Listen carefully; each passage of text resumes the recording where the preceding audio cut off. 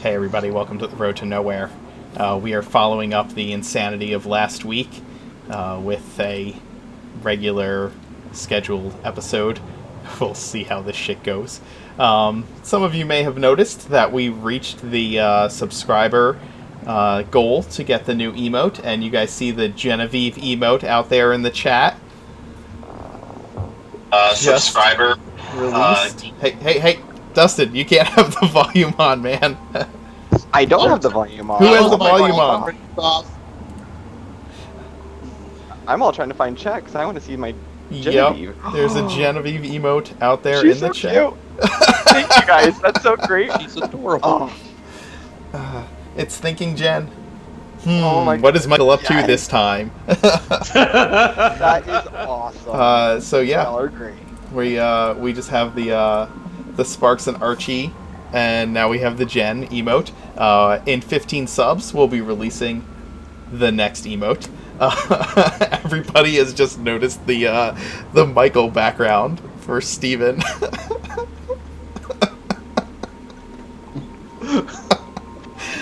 Oh God, it's awful, right? It's so bad. It's amazing. It's amazing. Don't say it's awful. You do anything you possibly can to haunt me. Anything. Anything you can to make my life more difficult and complicated and make me just cringe as much as possible. Why don't we go ahead and start introducing ourselves and our characters. I'll start off with you, Steven. Hi, I'm Steven. I am, as Mark said this afternoon on his stream, Mark's Bane. I play the character Michael, who is our lovable sorcerer, and we'll see what mischief he gets up to this evening. What misery he puts me in. Hey guys, I'm Dustin. I play our lovely Genevieve Brightwood.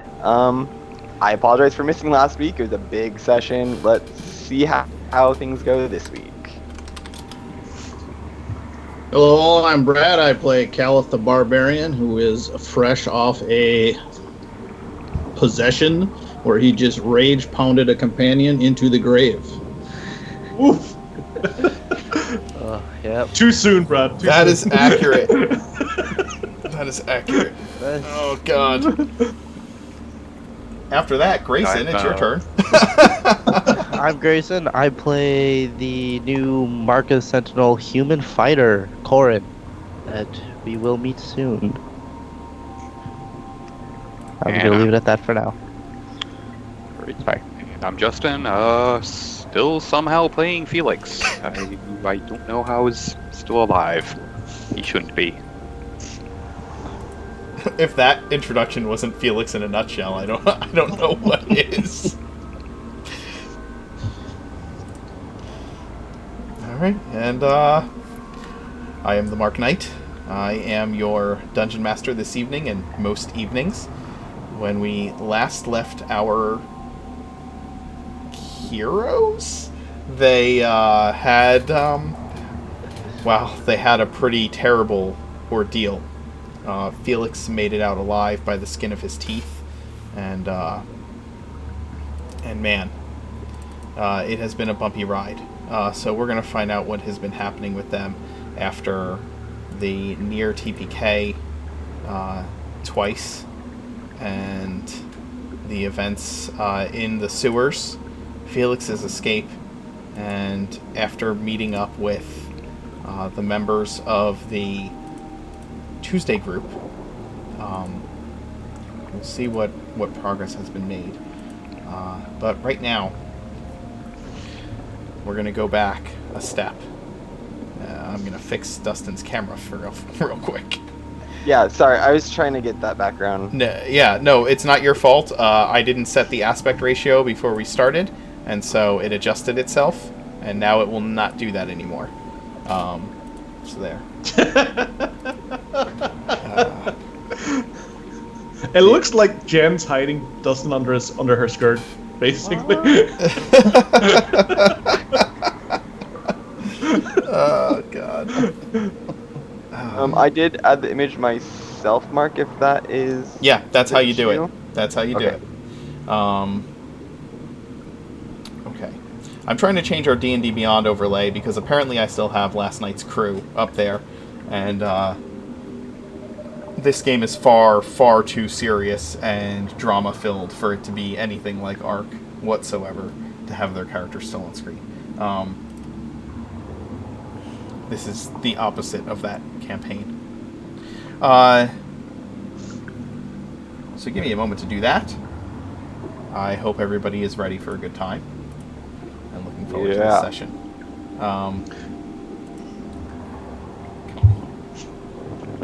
While Mark's doing that, I have to say that it has been a long while, and it looks like Michael's days are finally coming to bite him in the ass. But for the fans, whichever one of you is a fan of Michael, I don't know which one of you it is, but if you could just speak up now if you need to. oh yeah, or forever hold your peace. Yeah. Dave, give me some love. That's good. Thanks, David. Thanks, Dio. Thanks, Kim. Oh, you've got your little minions there, giving you all the dab god love. Nur as well. We're a small group. We just worship the same guy. It's all good. Oh, you guys. Our church is small, but our fans are mighty.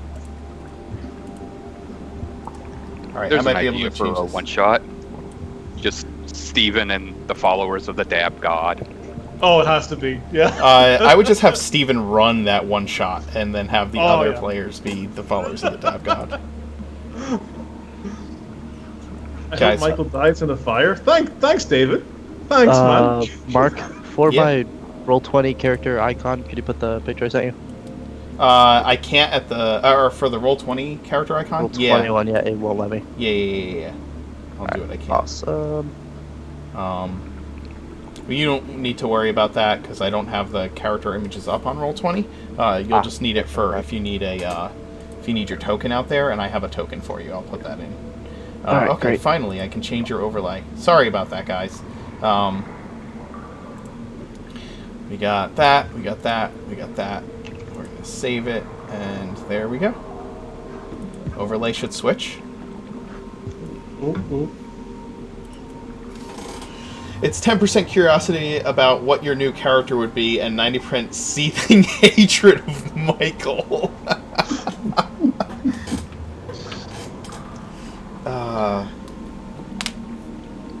Dulcina, the female gnome. Yeah, I think that's giving just an actual heartache. Having a female gnome following about the rest of the campaign. I will bend you all. As we pan in on the camera through the darkness, Genevieve, it's just blackness for a moment, and then you feel yourself just kind of coming back into consciousness, and you awaken in a small storeroom with a wooden cot. Sitting on the bed, masked and hooded, is Freya. You are shackled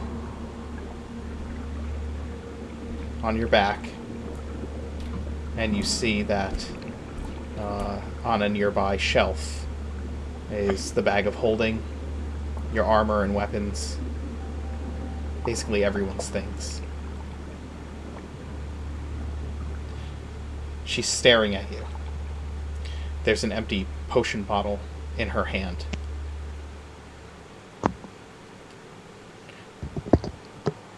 She says nothing.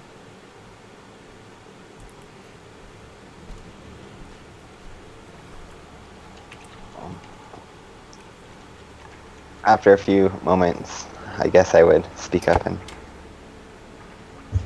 Freya, do you know who I am?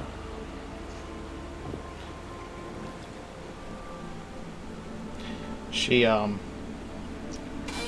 leans forward on her knees, looking at you, like arms on her knees, dangling the potion bottle. The only thing you can see are her eyes between the mask and the hood, and she has this concentrating look on her face as she looks directly in your eyes. Does her mask look like the one that I picked up from our last fight? Yeah, it that we looks encountered? almost exactly the same.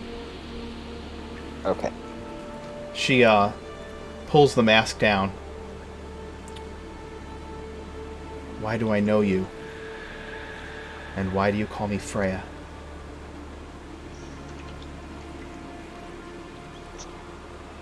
Do you not remember anything?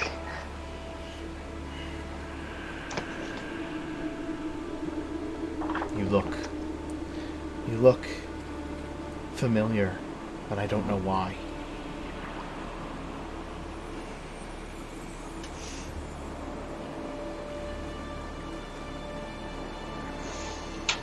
Freya, I'm your best friend, Genevieve.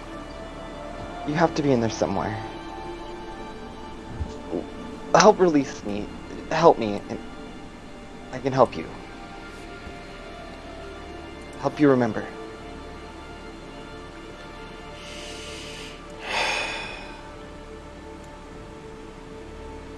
I don't need your help. She stands up and puts her mask back on.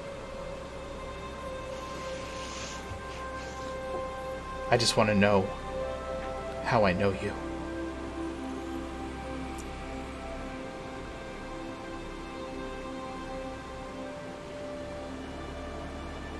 If you say you're my best friend, from when?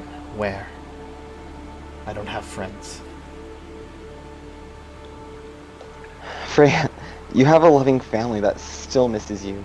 You're from here. Have you been here this whole time? She kind of gives a half look back over her shoulder in your direction. This is my home. I serve the master, the collector. He takes care of us.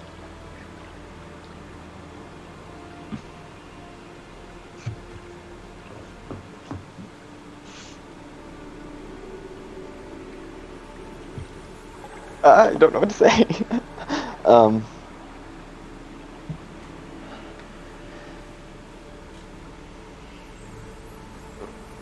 Take me, Freya, just let me out of these shackles. Let me help you remember. She has her back to you this whole time, and she's looking up at the ceiling. I should have brought you down with the rest of them. But you have... But you didn't.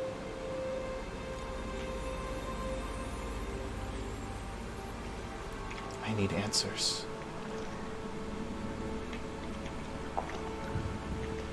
I can't let you go.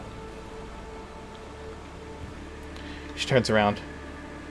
When did I know you? I've always been here. We were little.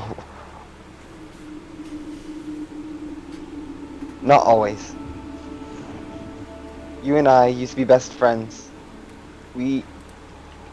Our birthdays are close to each other. Our mothers are the bestest of friends. You were taken one night when we were little girls. And I thought you were dead, but you're not.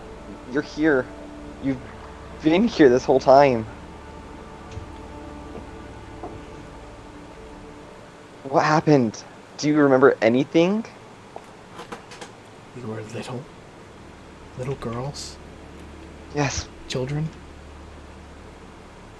How Yes. could you even... You don't know who I am. You asked me to let you go. You don't know my life or where I've been or what I've been doing. This is my home. I obey the Collector. We all do. You will too. No. I refuse. I know who you are. Your name is Freyr Helder. You are my best friend, and I have made a vow to find out what happened to you and do anything to bring you back.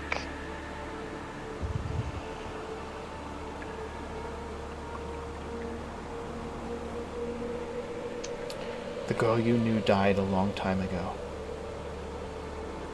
This is who I am now.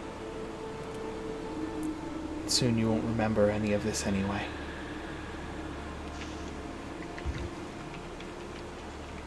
Stay here and rest. I may have more questions for you. I'm not sure what I'm going to do yet. She, pulls open a grate in the middle of the floor and climbs down, pulling it shut behind her.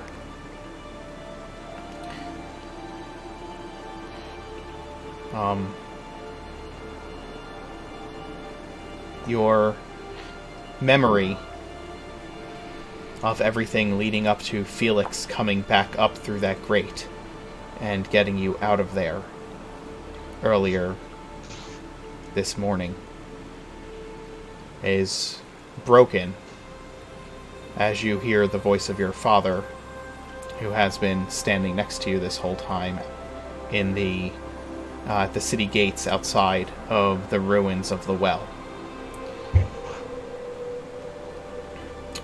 You've been thinking back to that moment over and over again, replaying it in your head ever since Felix told you to stay here with your father and that he'd be back. If it weren't for you, neither of you would have made it out of there.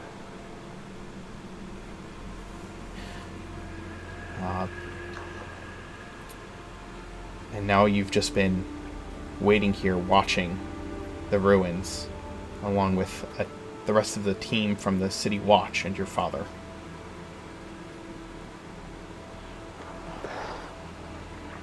Okay.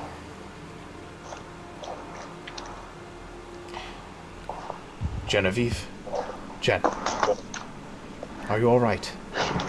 Sorry. Yes, Father, sorry. I'm fine. We need to get down there as soon as we can. There's friends I need to save.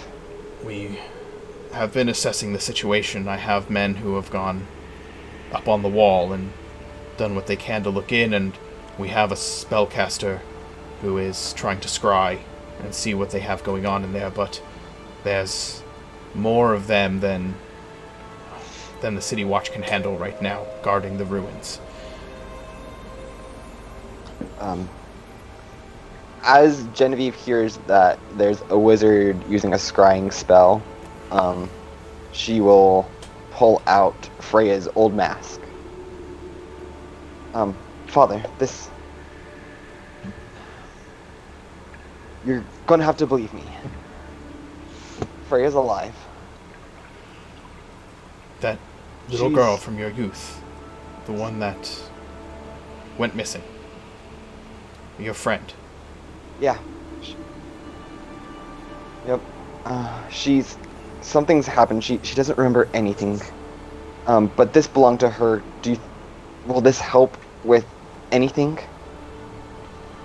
He nods.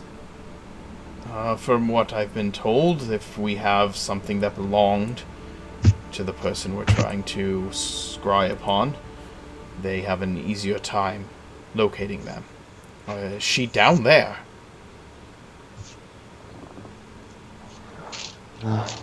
As far as I know, that was the last time I saw her. Seeing that there is hope to maybe trying to find her, there's a little bit more, like a spark of hope in Genevieve's eyes.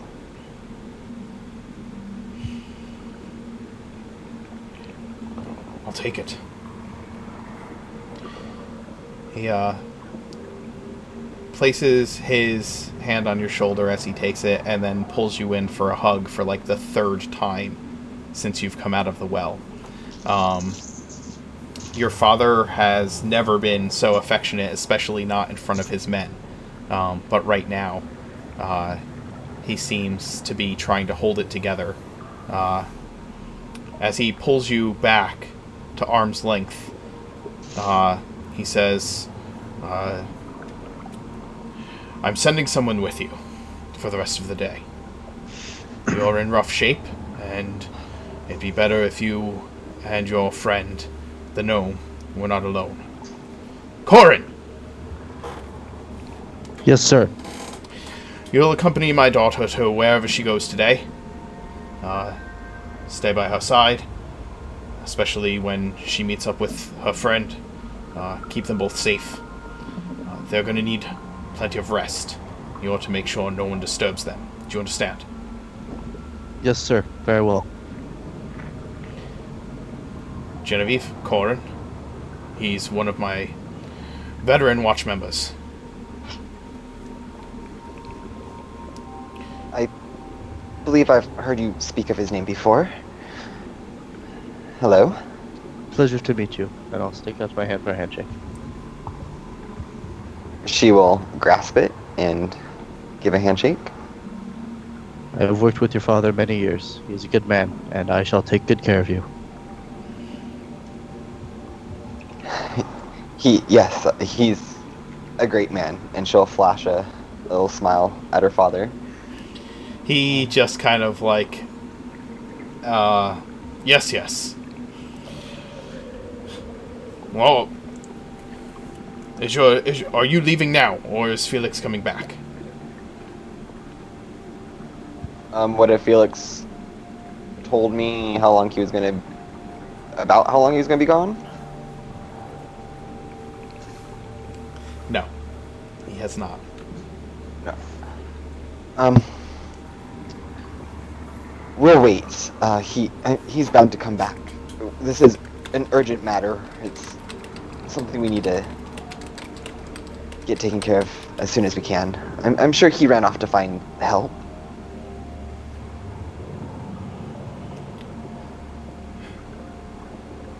All right. I'm going to go find out what we can gather with this, and he kind of smacks the mask into, with like from one hand into the palm of the other. Stay here for now. Don't go near those ruins. And we'll find out what's happening. Understood, Father. And he leaves the two of you, and walks to the steps that lead up the wall to where the spellcasters are scrying from.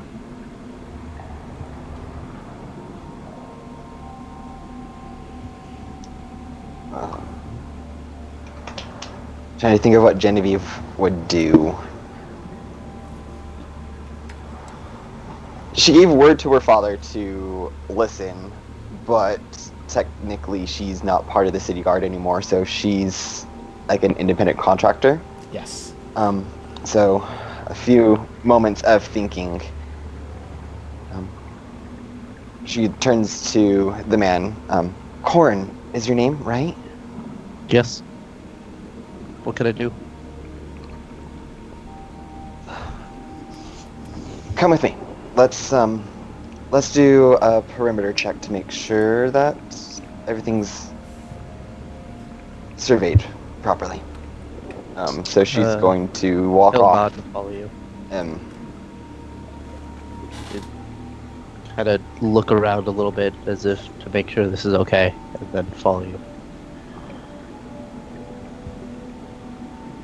Genevieve doesn't hesitate. She just starts walking away, hoping, thinking you're right behind her. Obviously, she has a look on her face that she has no clue what she's going to do. She's just trying to think of what the possibilities are. So yeah, she's going to take like a perimeter walk of the area, to see any vantage points that maybe she could help guide the city guards to, and that kind of stuff. While she's waiting on Felix to come back, she's just trying to stay as busy as she can so that she feels useful, if that makes sense. Sure. You begin to walk the perimeter, and there are members of the watch stationed at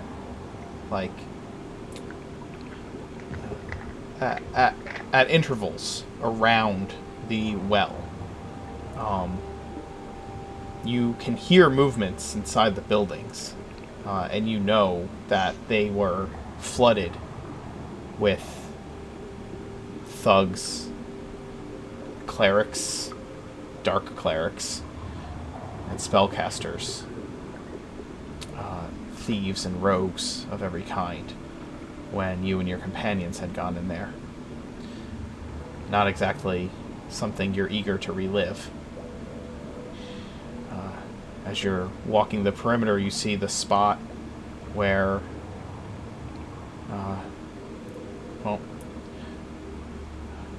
you see the spot where each one of you fell one by one that led to all of this. And part of you can't believe that was only a few hours ago. This same day.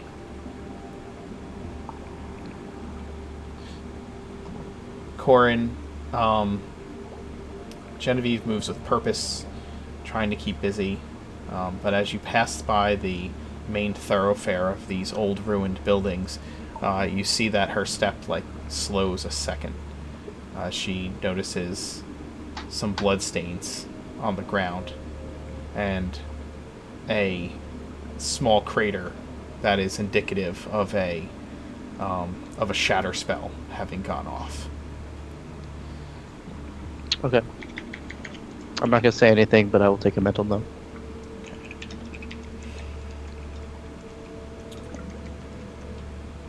In the meantime,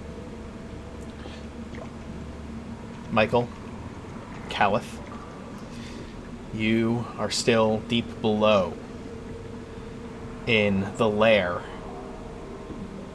of the Collector.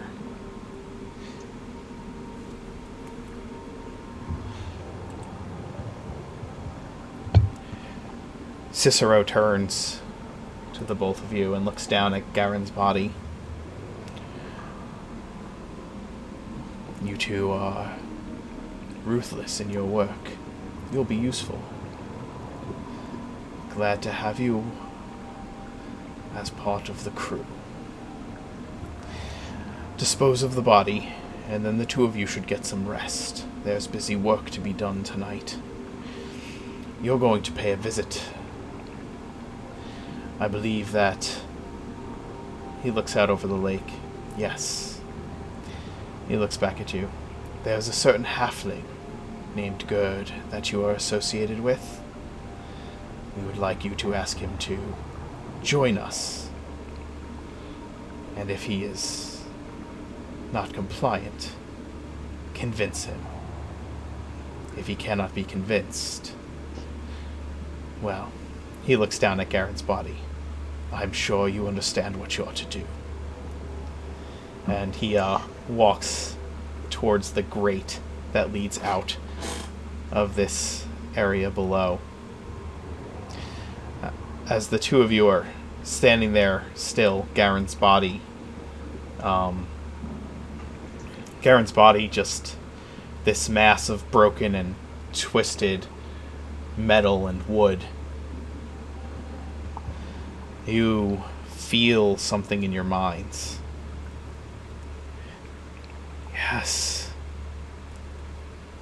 More powerful tools for my use. I want to know your secrets. There are those you hate, Michael.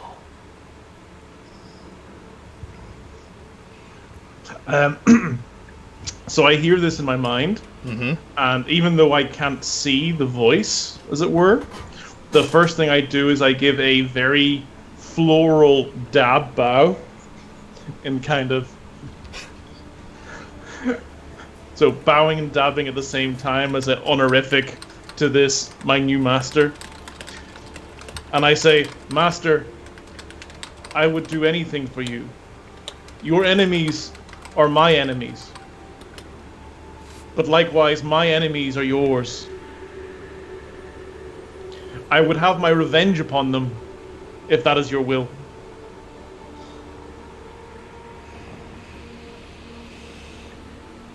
Oh, there is much that we will do together. When the city is ours, you will have your revenge. Those in that order that you seek, useless to me. They'll be yours. You can bring them here. You can watch me consume them. Or you can burn them yourself. But first, we need to gather more allies. Aftergird this halfling. Are there more you think would be useful to me? You hear this whole conversation in your head, Kalith, as well. Okay. Yes, Master. Our former companions, who we erroneously sided with against you, they are powerful. They would be excellent allies.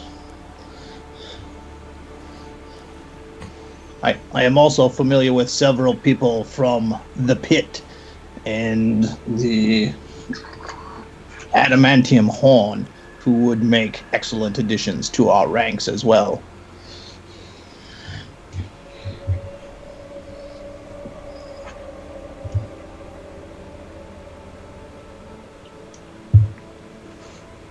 Michael, were you going to say something as well?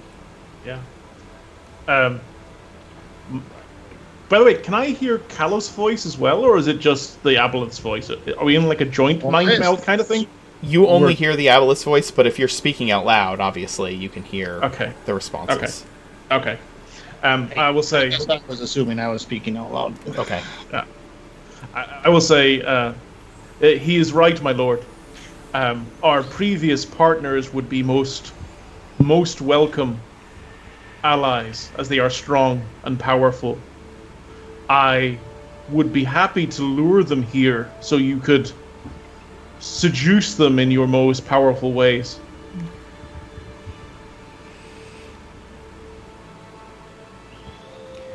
Kill the gnome. He has escaped me once. He must know that he cannot defy me. We will kill the gnome for you, master. But first, the halfling. And then, those in the horn. One by one. Bring me those you know in the city. One by one. Bring them here to me. Until all rest under my power.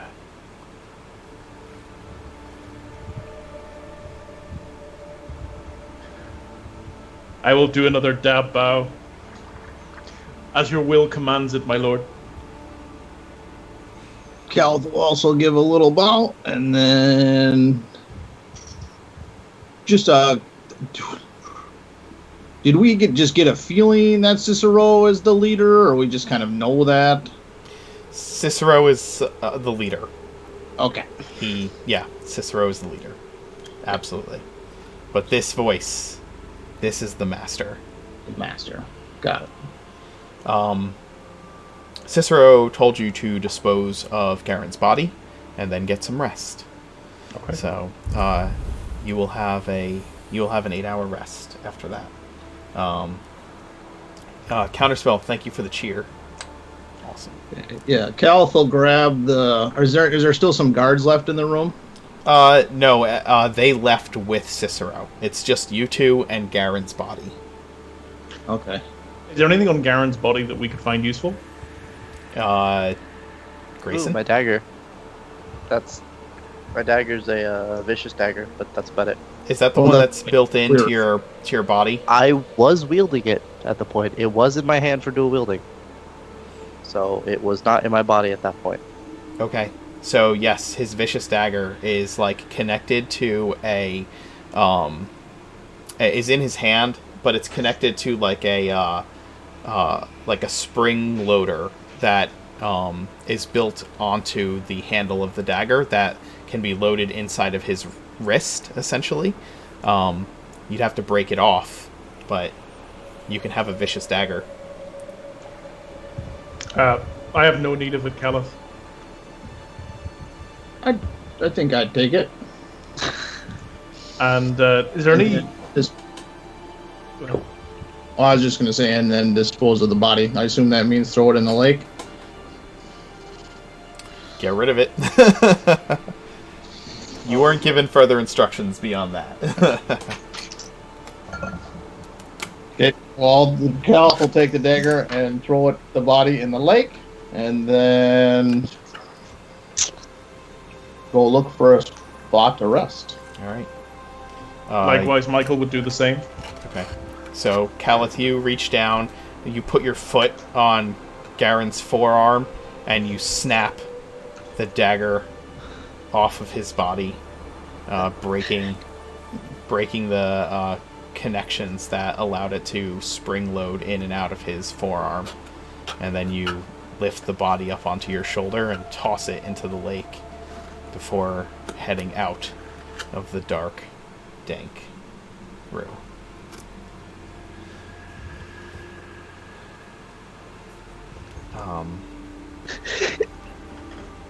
You okay, Grayson? Dark Draven just said you voided the warranty. It sounded like you were, I thought you were crying for a minute there. No, I wasn't crying, but no, that hurt. It just hurts to hear. Yeah. Get another arm from IKEA. Oh my god, Kim, shut the hell up.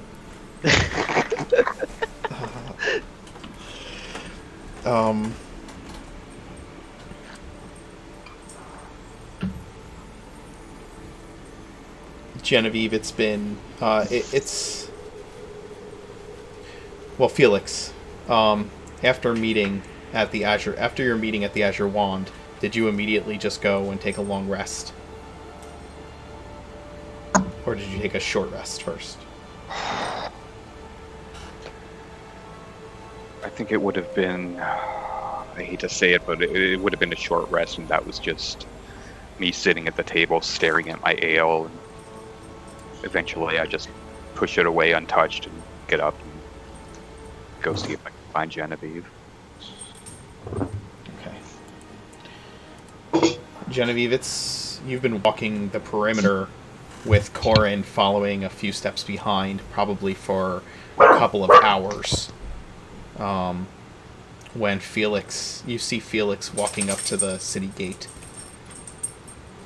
He looks a little bit better than he did when he left you. Once I spot him, of course, Genevieve rushes right to him, picks him up, and just gives him the biggest hug. Felix, you're back. I was starting to worry that they got you. Oh, Where's everyone else? It's just you and I came out. Did you find everyone else?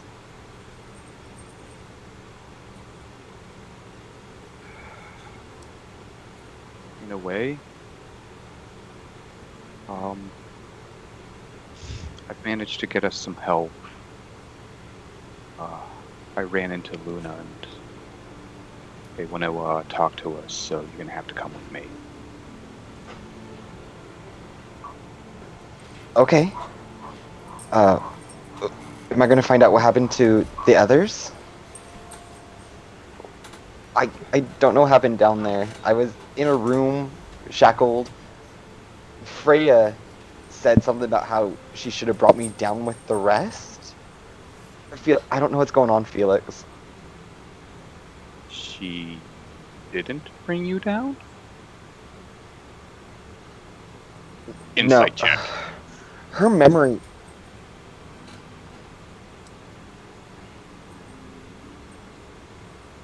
It's not popping up. There it is. 15. Well.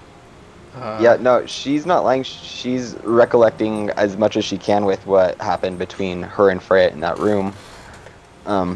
Freya said something about. Go ahead. Sorry. No, that's okay. And from your perspective, Felix, Genevieve seems panicky, confused, upset. She wants to know what happened to everybody else. And when she says that Freya didn't bring her down, you don't think she's making it up. I can't take the risk. Corin, you're standing like a little bit behind Genevieve as you've been this whole time. Just kind of looking over her shoulder at this gnome. I'm curious, listening intently to what they're talking about, but not saying anything at the moment. Why don't we walk and talk, Jen? Brace yourself, it's not good. Okay. As you say that, Corin will walk up. Pleasure to meet you. My name is Corin. Who might you be? Are you the Felix, the one they were talking about? Yeah. I wish I could say this. It was a pleasure, but things are just bad right now. Things are always bad. You have to find the silver lining to something. Pleasure to meet you. I am here for your service. Jen, who is this guy? He's part of the city guard. My father has him helping us. I was assigned to protect Genevieve until further notice by her father. And Felix. I was assigned to protect you both until further notice by Genevieve's father. Okay.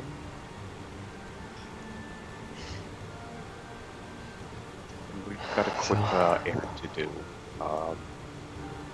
Yeah, walk and talk. Okay. I'll start leading them to the arrow. Okay. So I gotta be sure. Follow. So Jen,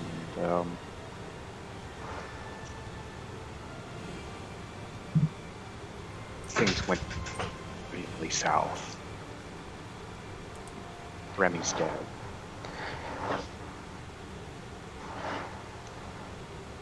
What happened? My fault. Maybe if I'd spoken sooner, he would have been still alive. Malevolent happened. They took us all prisoner. And they used him to try to force us to join.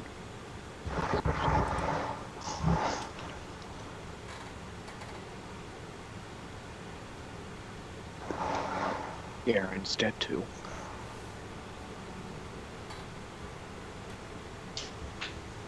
And Kalith and Michael? Possibly worse. What's worse than death? They've been enslaved. There's something...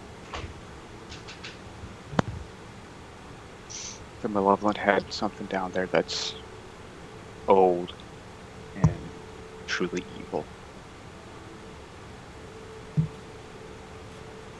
I think it's an aboleth. Pretty certain it is. Did you see it? Do we have any proof? No proof, There has. but We have to do something. We have to. Felix, they're still our friends. We have to have hope. that's why I went to find Luna's group.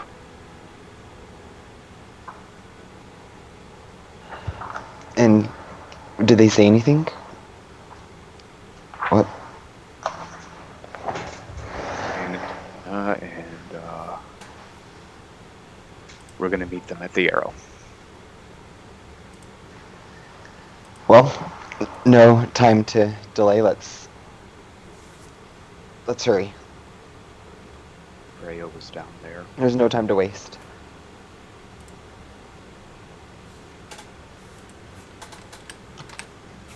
I know. I think she's been taken over too.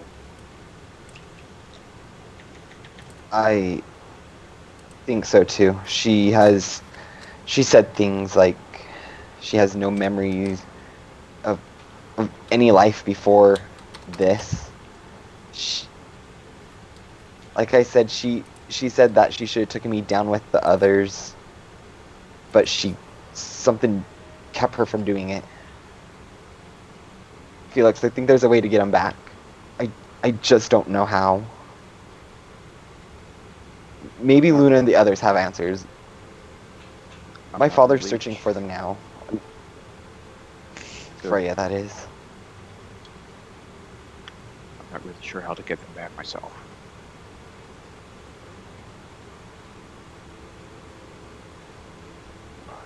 Well, hopefully the power of friendship and hugs? I don't know, Felix. It's not gonna do it. My mind is racing.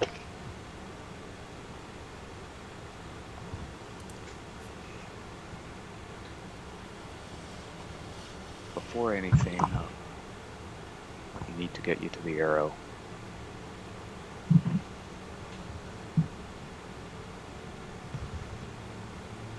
Yes, let's go. So Genevieve will kind of pick up the pace to head to that location.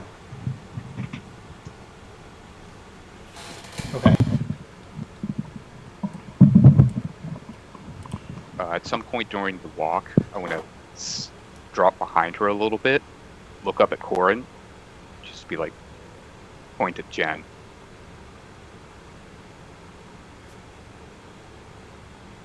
Just like eyes on her. Are you saying something, or are you just pointing Nope. at Jen? Nope, I'm just doing.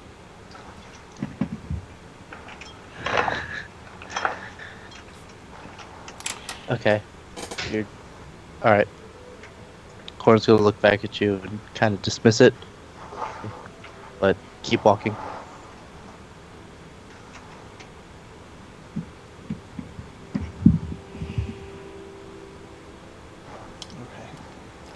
Okay. You head to the Arrow, and when you walk in, you immediately feel all connection to your ability to cast become severed and suppressed. The building is completely just a sink of any kind of magical energy. And when you walk in, you see Angus and Mirth sitting at a table. It's probably late evening at this point, and they are going over several piles of parchment as they sit there. And I'm going to see if I can add David to our little thing here.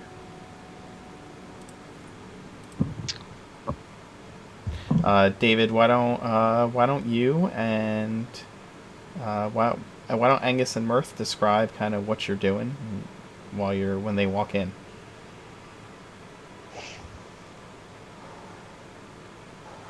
So Angus would still be in his Annie persona. You took up the whole screen for a second. I'm sorry.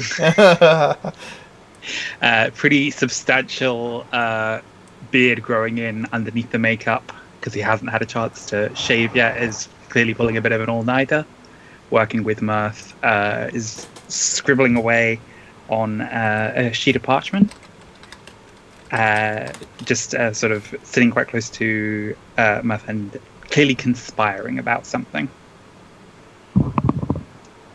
Yeah, so Mirth is just he's at a stool. A large backpack is propped against the base of it. He has a quill in his hand, and he's kind of going back and forth between several pieces of paper, like tapping them and then scribbling a margin note. And occasionally he reaches for a piece of bread at his side, takes a bite, and then makes a sad face like he forgot something and put it back. Yeah, that's what they're up to. Corin, when you see Mirth, you know that he does in fact match the description of someone who had broken into a house a night or two ago, and is being looked at for questioning by the City Watch. Of course. Oh, great. As soon as we walk in and Corin notices Mirth, Corin's going to look down to Jen and Felix. I don't think we should be in here. There's a person in here who is wanted. I need to contact the City Watch. Genevieve will put her hand up. It's not the time for any of that right now. They are trusted friends. Any issues with... Oh. No, keep going. She was just going to say, any issues concerning one of these gentlemen can be handled after our current objectives. I'm not sure your father will see it that way. This man's wanted. And that's the moment where Yep. where Angus and Mirth, you guys notice Genevieve and Felix walk in. Bonsoir, mon amis. Please, come sit with us. Evening. So great to see you guys. Corin, the specifically Darling wanted... Genevieve. I'm sorry. The specifically wanted person who you made eye contact with is exactly the table that they are being waved over to. Just trust us, Corin. Corin's gonna stand by the door, or go to a table next to it so he's in earshot, but not with them. Okay. And he won't say anything, but he will basically be kind of glaring at Mirth the entire time. I don't think Mirth would even notice him at this point. He's just very wrapped up in his studies. Addie is going to look quite flirtatiously from under her eyelashes over at this strapping new figure and say, Genevieve, my friend, I see that you have made a new acquaintance. Is he the strong, Yes, silent type, or does he have a name?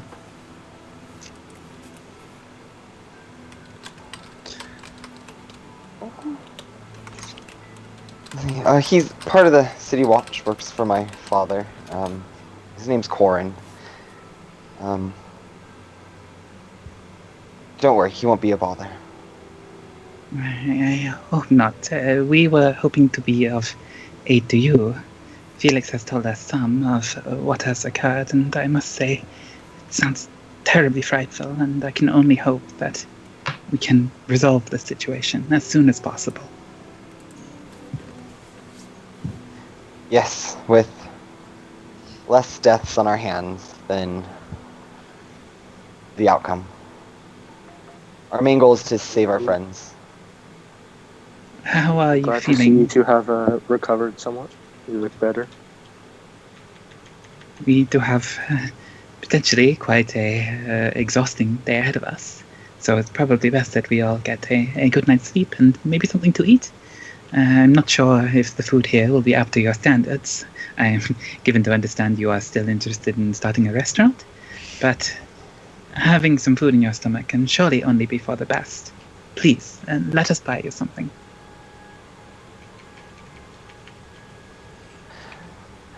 That'd be kind of you.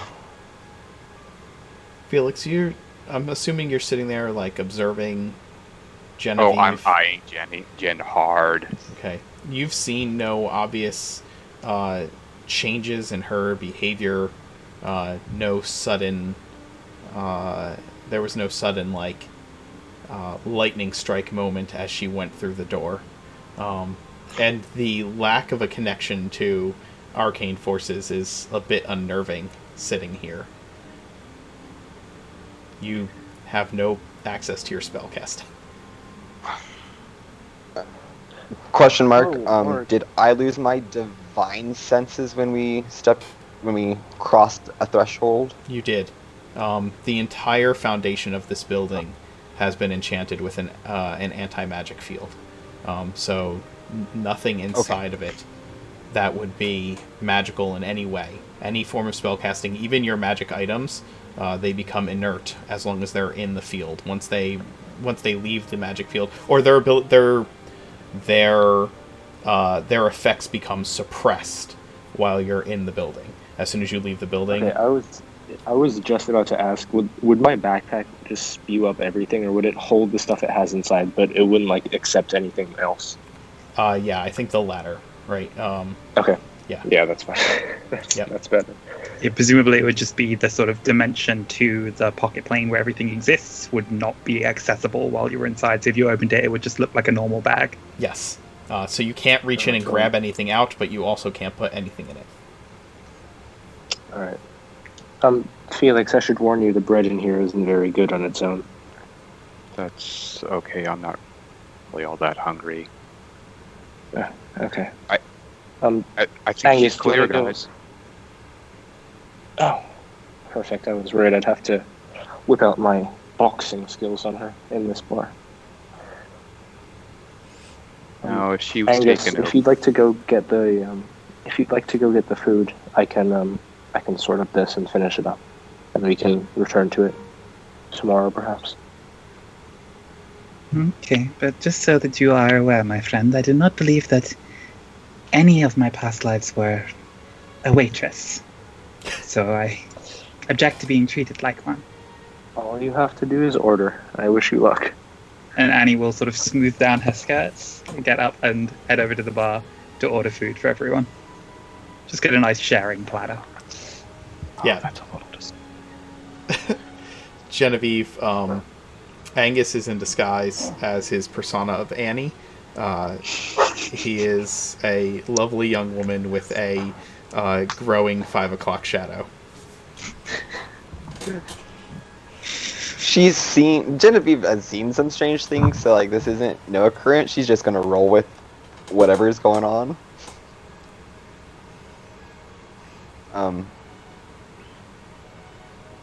But when I look at Felix, do I look at him giving me like a weird?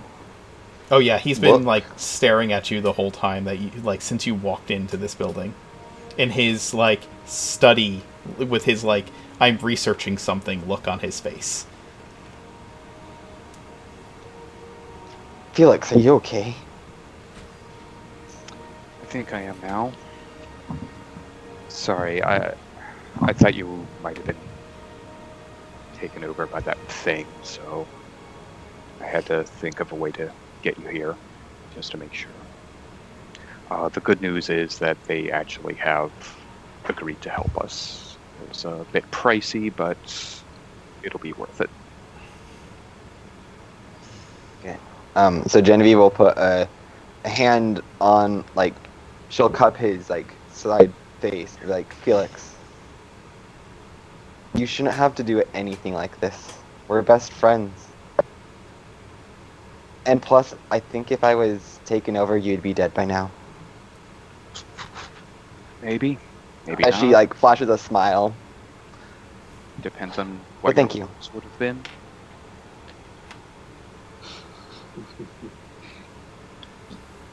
You're a true friend, Felix.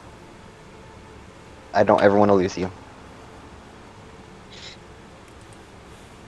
Oh, that was beautiful, guys. That was great. Thanks.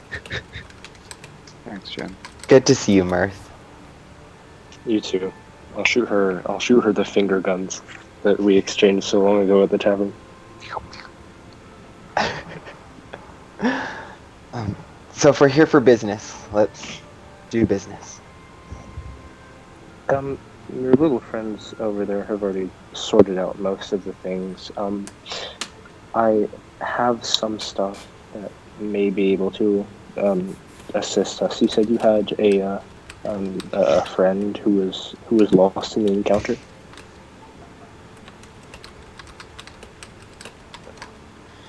Yes. I don't know. I wasn't there, but yeah, a friend died. Well, Felix, have you told him who it was? Actually, Jen, I met with all of them earlier. They know everything. Oh, okay. if you're able to bring me the corpse, I may be able to help in that regard. And I've also been doing some research into the creature that is an aboleth and what it's capable of.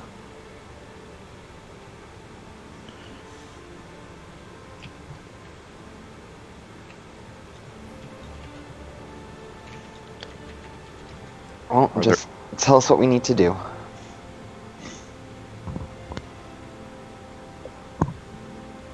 There are preparations we should take. I agree. This is your call more than anything.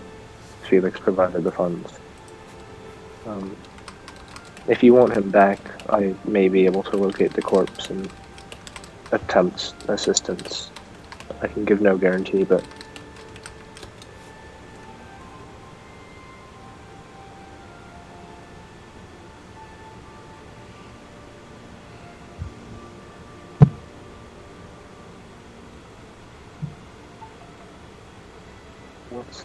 what's the situation at the well?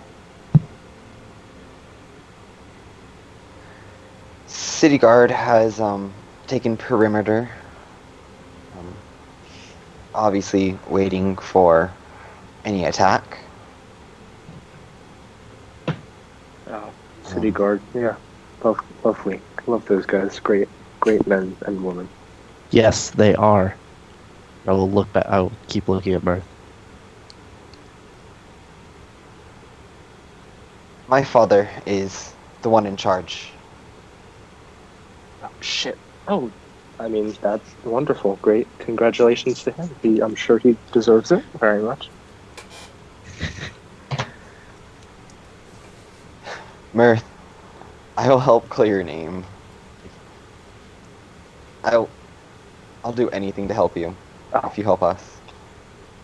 That's what I can offer. I will do my best to help clear your name.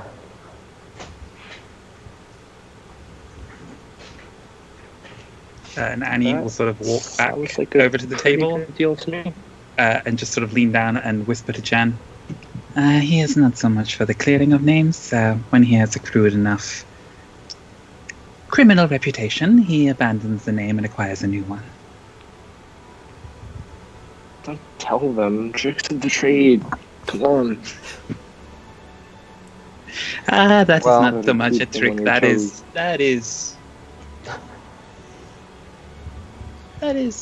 After everything we've been through, we're friends, and it's the least I can do. Yeah. Well, that is great.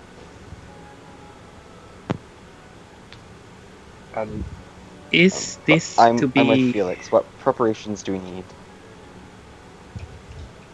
Is this to be an alliance of convenience for you? Or can we count on your friendship going forward? There is still the rather pressing concern of Wariga to the south of here. We do not necessarily need to work in a coordinated effort all of the time, but if we would be able to call upon you in the future, and in return, if we could lend aid to you when it is required, I think that would be beneficial for both of us. Well, as you can see, just Felix and I are currently what's left. I can't speak for him, but obviously you have my friendship and can call upon me whenever. Felix has also informed us there is another involved in this situation by the name of Freya. And he has indicated you have some strong healing in this regard. I have given my word to him, and I give it now to you as well, that I will do as you require in this situation. But if it comes down to my life or her own, I may have to go back on my word, which I would not wish to do. And Is I she understand. a threat?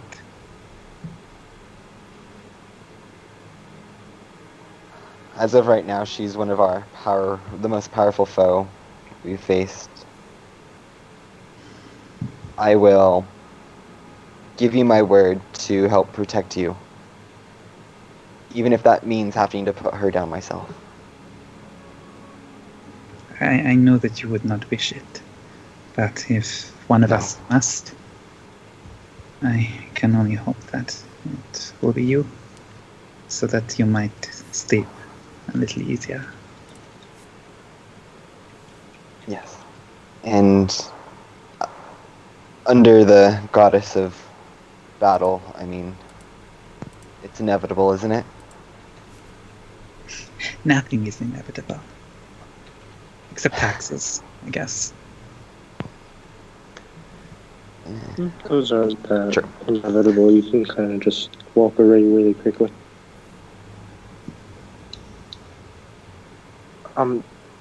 Apologies. Mirth is kind of like chewing away at a chicken drumstick, and he's realizing that real food might actually be pretty good sometimes.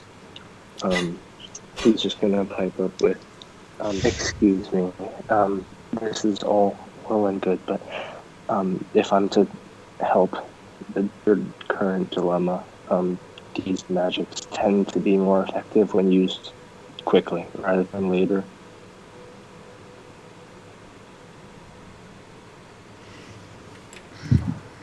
So, in the morning, then? In the morning could work. Genevieve turns to Felix. Is that too late? Will the morning work? It'll have to work. I'm tapped. I didn't sleep last night. I've got nothing. I need to sleep. Get my priorities figured out. We should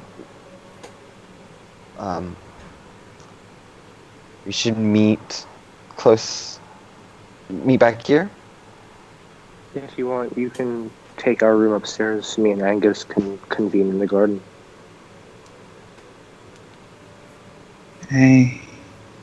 Yes, if that would make it more convenient for you. Is this place safe from divination magic? There is an anti-magic field. Or to all magic, nothing penetrates it. Honestly, I kind of wish we had found this place first. Oh, don't. It's pretty terrible. I hate the inside. The decor is great, but it doesn't make up for the anti-magic, trust me. And as for Wariga, not right now, but a little bit down the road, I've got some information that can help us with that, I think. As I believe we have already mentioned, we are working on a solution. It will just require quite a bit of legwork. Well, it's If you would be gonna. able to assist, we would Yeah. appreciate it. What I found out, it's gonna require a little legwork too. Look around. How close is like the patrons and everyone else? It's not very spread out in here. This is not as big as the Azure Wand. Actually, it's a bit smaller of a bar, so it's a little tight. Have Iron Fist and Root been successfully luring people to conduct their business here? Or have they been driving people away? Oh no, they're they're of course bringing people in. Of course they are. I'm gonna lean into Angus and very, very quietly whisper in his ear and cover my mouth while I do it.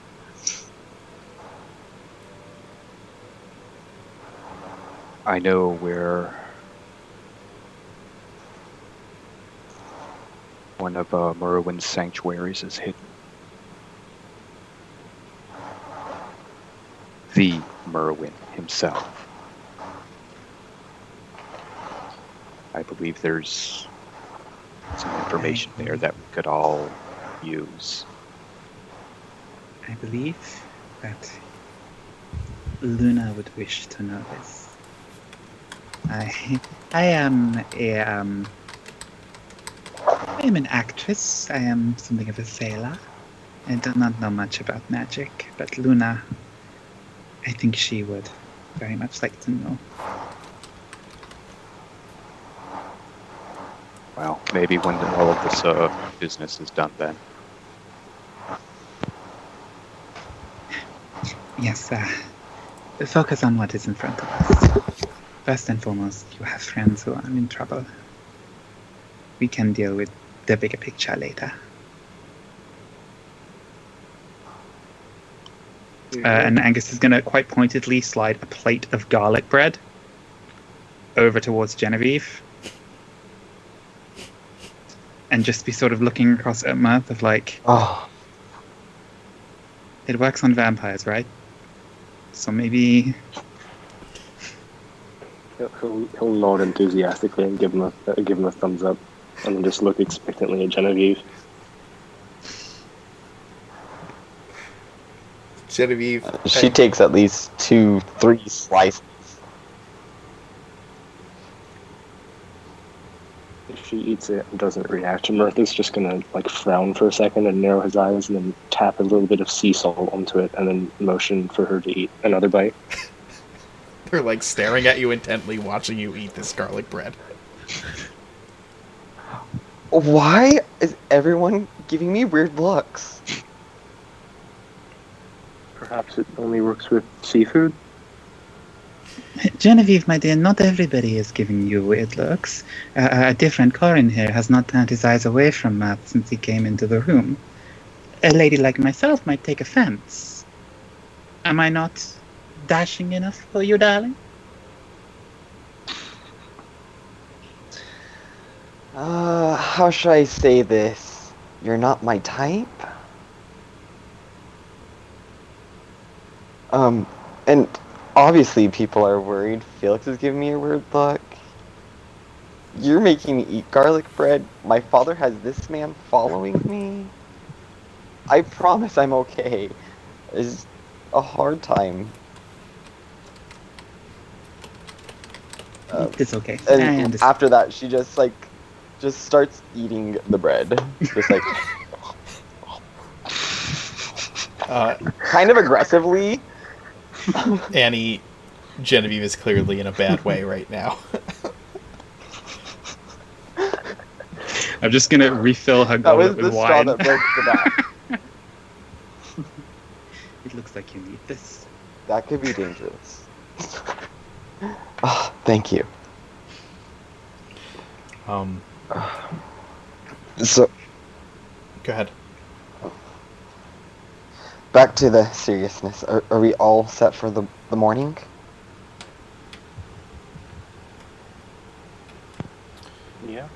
meet us in the tap room at dawn. You guys I are should also be prepared. you guys are also waiting for the knights to arrive, correct? We are anticipating some backup that an ally of ours has kindly provided. They should be arriving in the morning. We also have a friend. I do not know if you have seen her fight at the bullpen. Araska. She is rather fierce and will hopefully more than pull her weight. She has great hair. What Good time to of day? know. What time of day is it? Now at this point, it's like late evening, at this point, because when you met with them originally, it was before the evening meal at the Azure Wand. So at this point, it would be late evening.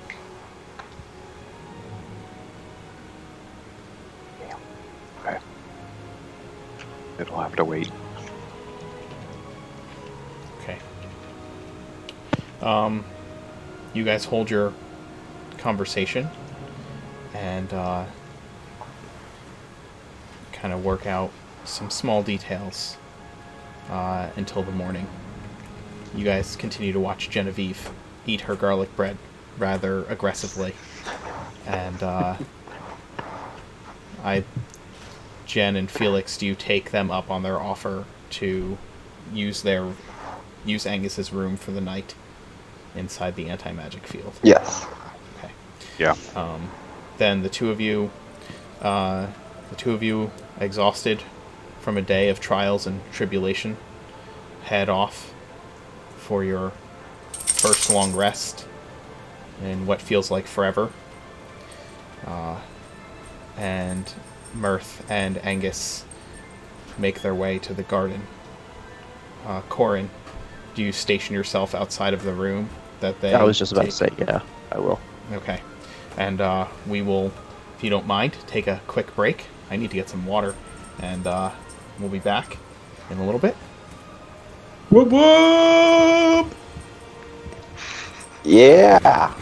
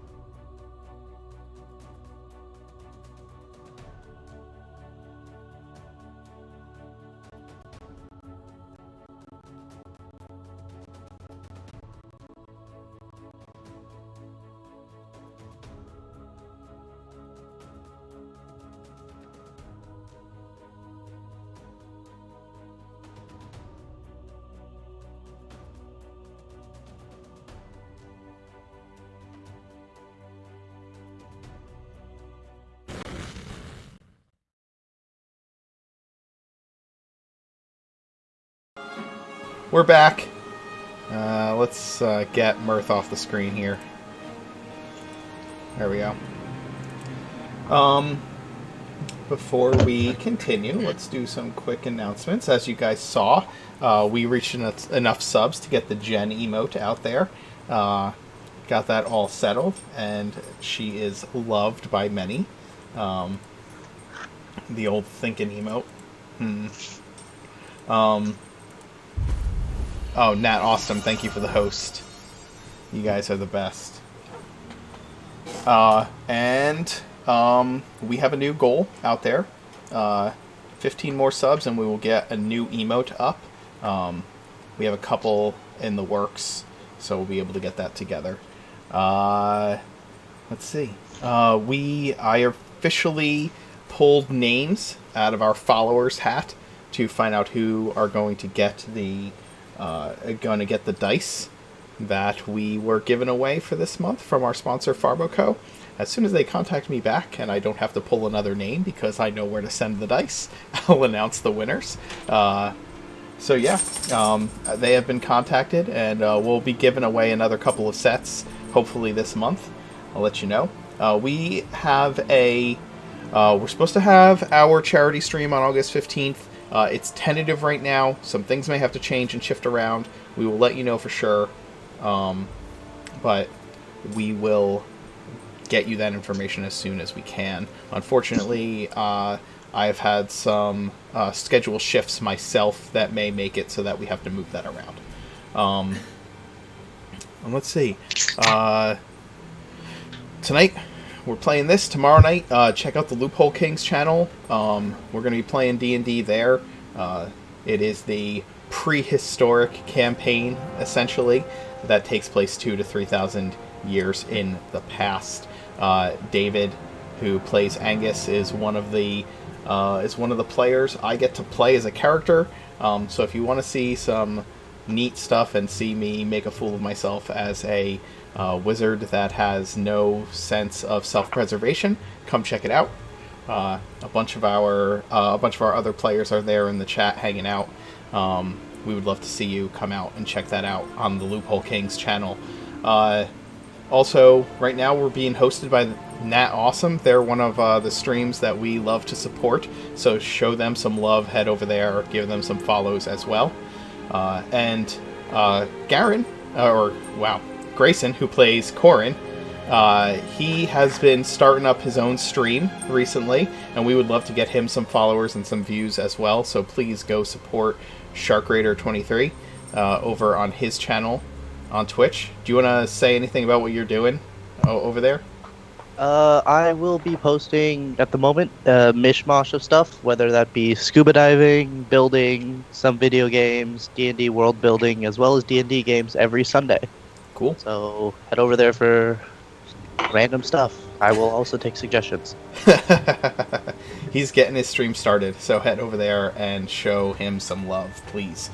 Give him your follows. I think you've also pledged that if we help you get to affiliate, that you're gonna gift us some subs. Isn't that the deal? Yeah, if affiliate by really whenever, I'll give 10 subs. Sweet. And we would love to have those. And so yeah, let's show them some support. Also, if you are one of my players, Steven is our master of the wiki. He has been asking for help to get all of the information necessary on all of our episode synopsises and all of your characters on the wiki. So please communicate with him because, we would love to have that fully up to date for those people who are just jumping into the stream and want to know more about the different characters and adventures and the world of Orden, and we really need your help to do that.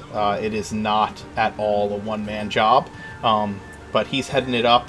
Nora's helping him out, so get in touch with them and see what you can do to help build the wiki. And we would be super appreciative of that. I also want to say thank you really quick to all of our subscribers, all of our followers, and all of our Patreon supporters, and all of my players, because you guys keep this running.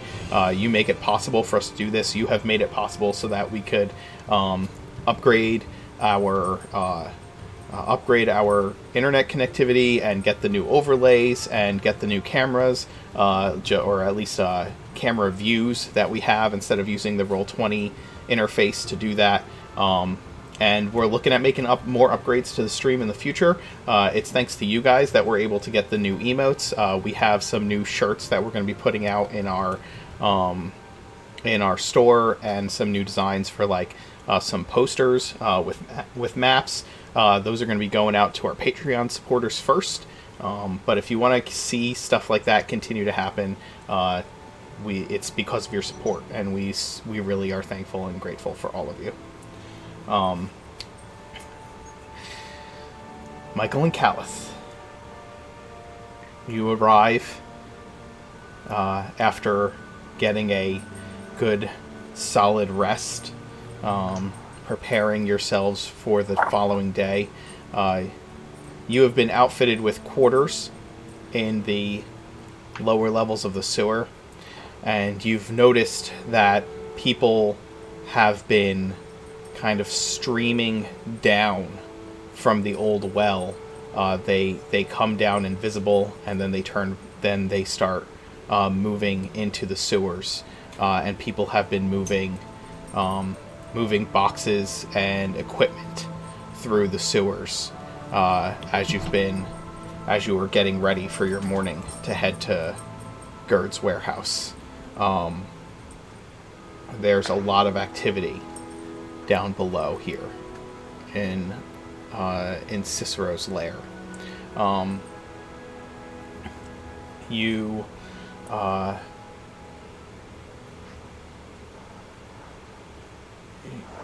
We get our equipment back? Yeah, well, unfortunately, somebody has the volume on.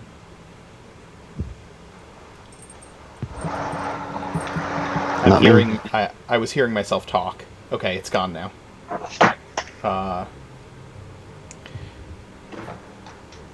Unfortunately, Felix, did you take their equipment too when you took all the equipment out of that room, or did you just take your and Jen's stuff and the bag? As much as I would like to say that I took it all, I think I would only have grabbed Jen's mines in the bag. Okay, then yes. Did you take some of the healing potions? I remember you guys talking about that specifically. Yeah, I think Felix took all the healing potions, yes. Okay. Sorry, not sorry. So, Kalith and Michael, you have everything that you would have had minus your healing potions.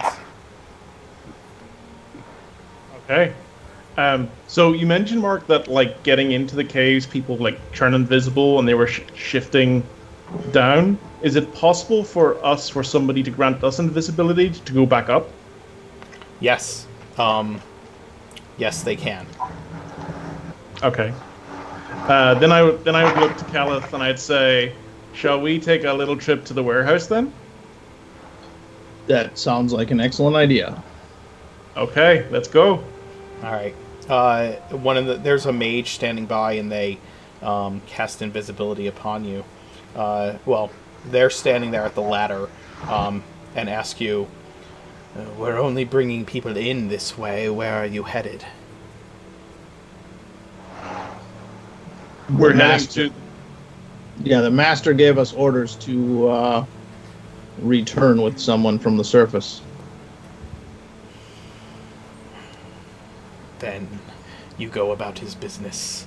And he casts greater invisibility on the both of you. And then we would slip around any guards that we would find and kind of make our way to Gerd's warehouse. As you're passing through the ruins, you pass by one of the buildings, and you can see where one of the mages is casting invisibility on groups of 3 or 4 of the guards that you were attacked by when you had first arrived at the well, and then sending them to the well to go down into the lower levels.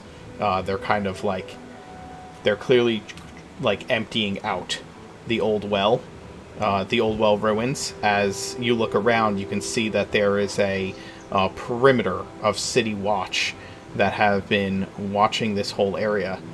You also see a mage posted like just behind a wall, like a high wall of one of these buildings, on like a platform, and you see him watching the wall, and every once in a while you see him casting a spell that you've seen Felix cast before. He seems to be counterspelling something every little while, and taking shifts with other spellcasters. Got it. Kalith wouldn't pay much attention to that hocus pocus. Michael would just smile and nod. How long would it take us to get to the factory? The warehouse is well, let me pull the map up so that we can take a look.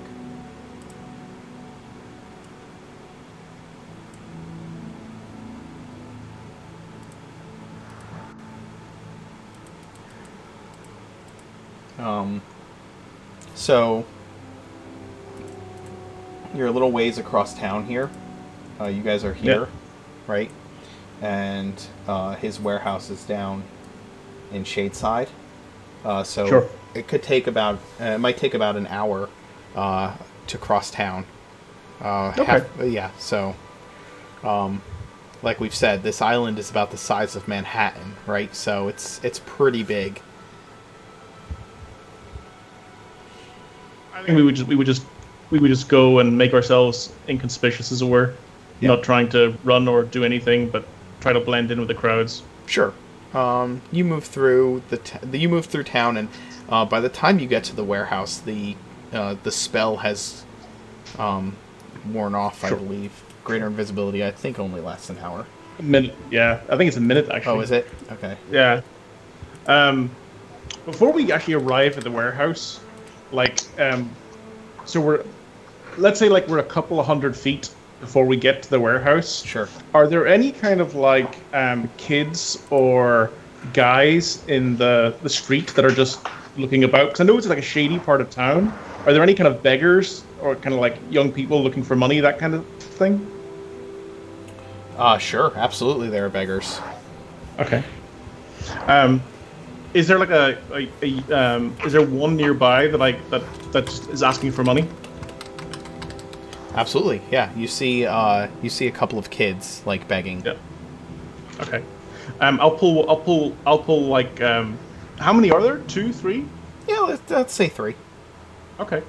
I'll pull the 3 over, and I pull out 3 gold coins, and I say, "Hey kids, you want to make some cash?" They nod vigorously. This is what I need you to do. You know that warehouse over there, the big one? And I'll point to Gerd's warehouse in the distance. Sure. And Michael will give them 1 gold each, and he'll say, "There's more where that comes from. I'll give you another 5 gold each if you manage to do this job. I need you to go to the warehouse. I need you to make a lot of attention and start shouting and saying, 'There's a carriage coming from Anchor. It'll be here in 5 minutes. Everybody gather at the front door.'"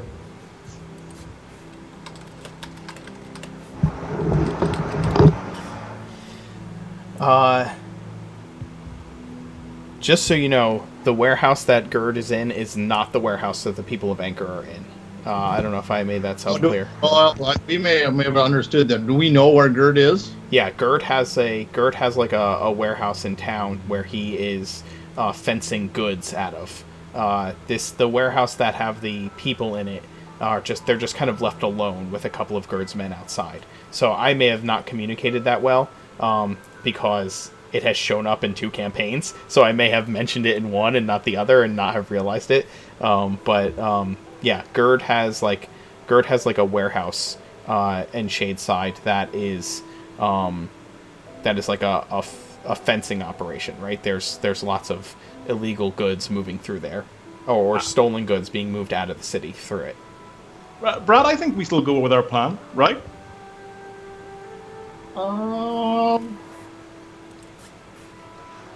Yeah, we still can. Yeah. Okay. Yeah. What's the orientation of the fencing warehouse and the refugee warehouse? They're probably like a couple blocks apart. Maybe you know what? Maybe like a block apart, I believe. Okay. Well, while Michael is talking to these urchins, I will go and kind of sit or stand somewhere kind of closer to the fencing place, but in between the two. Okay. All right. So you go to Gerd's warehouse front, or kind of in between them, and post yourself up as a guard. And these kids, you're sending the kids to the Anchor, the people of Anchor, to tell them to gather outside? Correct. Okay. So and then I'll give them a gold each, and I'll say, if you manage to gather the whole crowd in front of the doors, I'll give you 5 gold each when you come back.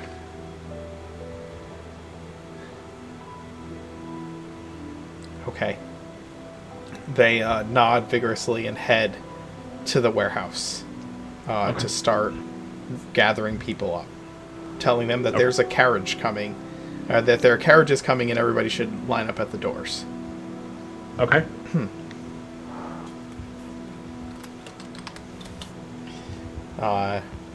What are you two doing while this is happening, and how long are you waiting? So I'm just walking a little bit closer, like within 100 feet, and just keeping an eye out at the front door and see how many people arrive.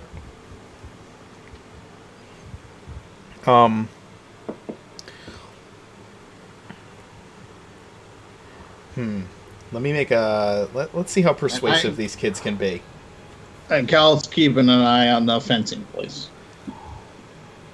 I'm going to roll a percentage die, see how many...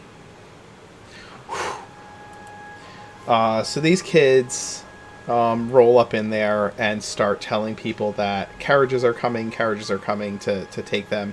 And they've heard...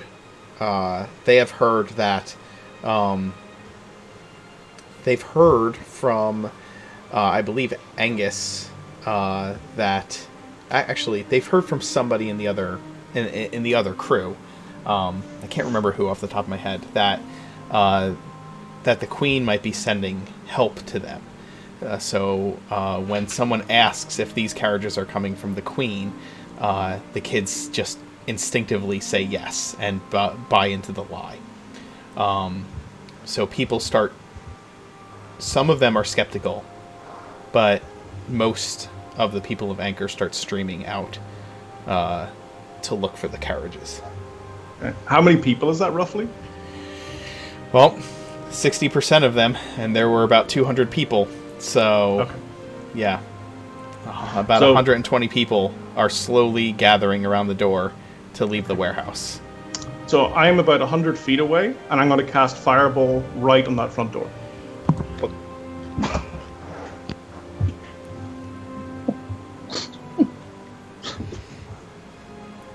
Why? You'll find out. You made him evil. Yep. The fireball explodes. People are scattered.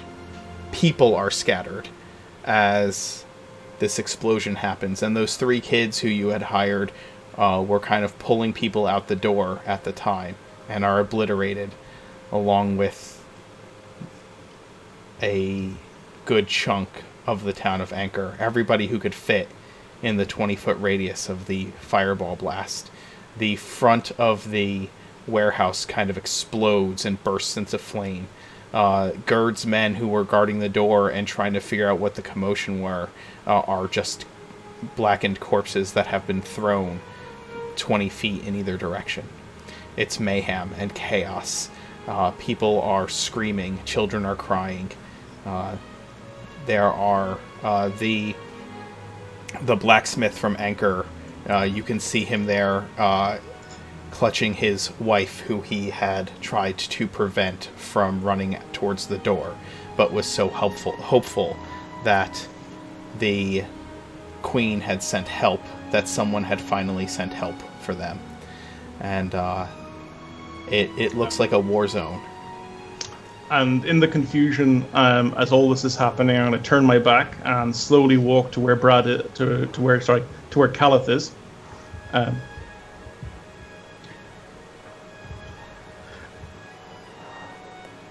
And is anything happening at the headquarters? All this. Yeah, you see that, like, there's a bunch of things happening in the street. Right after this happened, people are, like, running to help where they can. There's lots of people from Shadeside who just slip into their houses or their shacks where they live, knowing that inevitably the guard is going to show up and start asking questions, and the most common answer among them will be, "I didn't see anything." This is the part of town where nobody ever sees anything.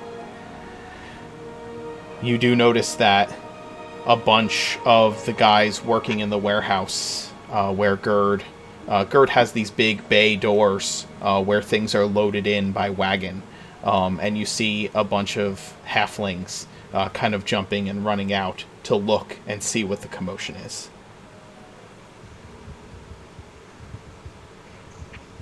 As these people are coming out to see the commotion, do we actually see Gerd? Yeah, Gerd steps up to the dock and kind of puts his hands on his hips and, like, one hand over his eyes, looking around to see what happens, and you can hear him shouting, "I'm not paying you to gawk! Get back to work!"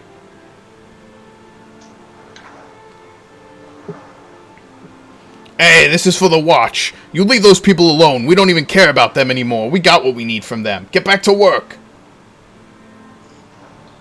Kalith will turn to Michael and say, "Well, I guess your plan worked about as well as most of your plans do. What do we do now?" Let's go get him.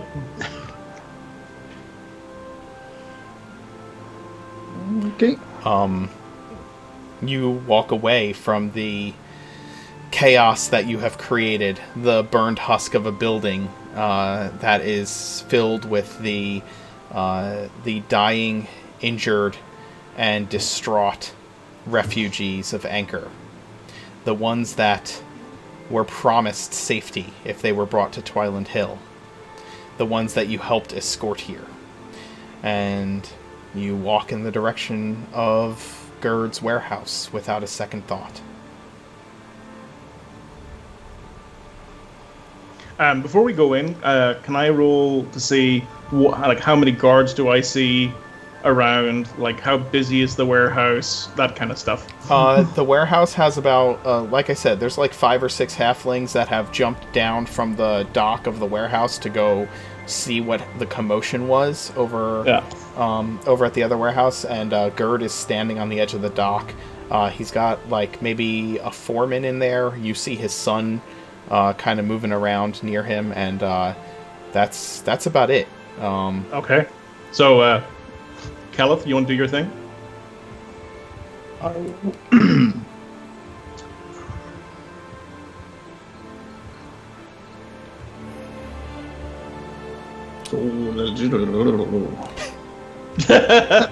Give me a second. Yeah, he is still recovering from the bomb blast that just went off.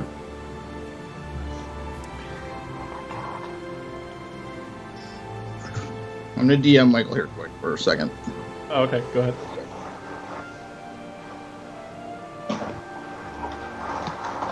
Chat, how are you feeling? Well, Brad's doing this. Thank you for the cheer counterspell. It does not make me feel much better in this moment, but I do appreciate it nonetheless. Literally this is the second war crime that has been committed in a D&D game that I'm in 2 weeks. Last one was a tsunami on a city block. And now it's hilarious. I don't know why. I agreed with Dramer. Like, I am horrified and traumatized about this. Like, oh my goodness. Okay. And at the same time, I could see it happening. So as you walk in, there's the foreman. Is he like just a worker, or is he a guard? Is there some like guard types? Oh, close. They all have weapons on them. They all have weapons on them. What do they do when we get to the front doors? Do they? I mean, you guys walk to the front doors, and this is a place of work. And then start walking towards Gerd. Okay, yeah, this is a place of business. You start walking towards Gerd, and Gerd sees you and recognizes you. And he's like, "Hey, Kalith, what the hell just happened down there?" I don't know, pretty crazy, isn't it? You got time for a private word for a second? We got some information you might need. Yeah, I always got time for you, Kalith. Sure. How's business? You still hanging out with the Horn? Yeah, we're still involved with them. That's kind of what we needed to talk to you about. You got a place we can talk in private? Yeah, I got an office upstairs. Let's go. Come on. You guys get back to work. Look, all right, send 2 guys down there, see if they can help. Send somebody to go get the watch, and Bart, you take care down on the floor. I got a business meeting now. He leads you to his office. Have a seat. As we go, are there any like back doors out or anything? His office is like upstairs. You go upstairs to like a catwalk, and then his office is at the end of the catwalk. It's a big room with the same desk he had in Anchor, sitting in there. There's a back door out of his office.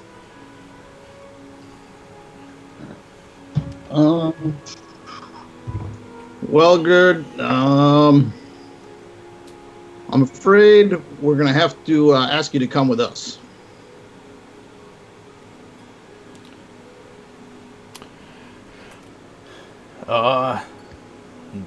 Where? I don't see a reason to go with you anywhere. What do you want me to go? What are you trying to show me? Look, I don't have any business with the Horn. We have to introduce you to some friends of ours. Is this like a business deal? What's this in regards to? I'll smile. It's not a request. Look, Kalith, I've had a lot of people come in here and give me trouble. Nobody walks into my business and tells me what to do. You understand? Hey, Gerd, I'm behind Kalith. Sure. Did you hear of a shipment of adamantium come here a couple of weeks back? Went missing? Yeah, I heard about that. Well, let's say the people who introduce you have the goods and they're looking for a supplier.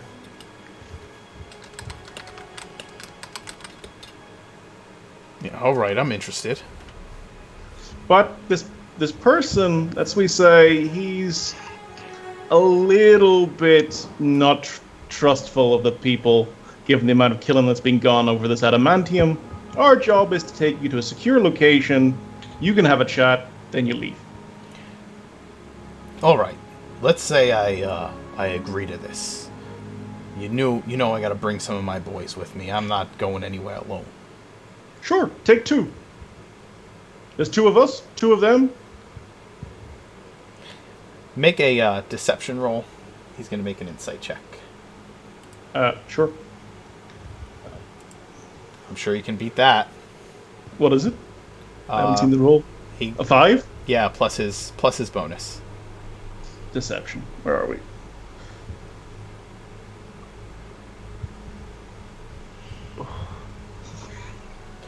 +7. What do you... It's still 10. Look. He's got a +6, so... He says, look. What are you hiding? Look, what can I say, man? We got a guy. If you want security, I'll pull out some gold, and I'll put down like all the gold that's basically in my inventory, which is, hold on, stand by. Equipment 689. I'll take out like 600 gold worth in platinum, and I'll say, I can't say much. The boss wants to have a talk. I think you know that we're kind of people who do the job that we tell you to do. You want to bring a couple of boys? Go ahead.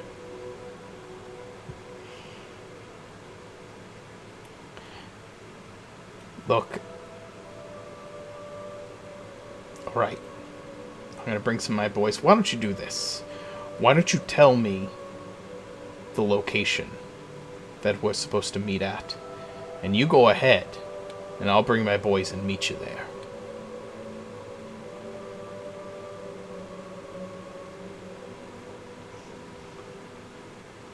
Sending you a message, Kalith.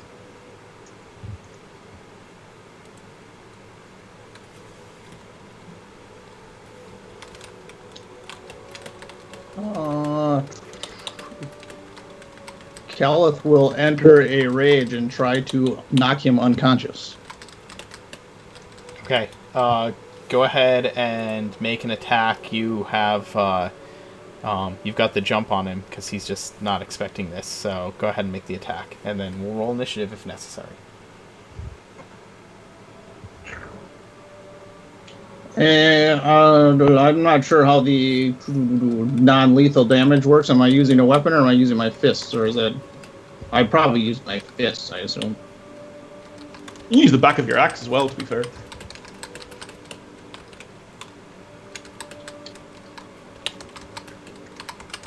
That is true, Mark.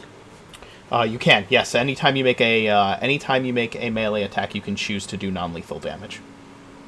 Okay. And you said I had advantage? You just get to attack without. He doesn't. We're not rolling initiative. You just attack. All right. So you go to slam your axe down on his head, and Gerd is surprisingly fast.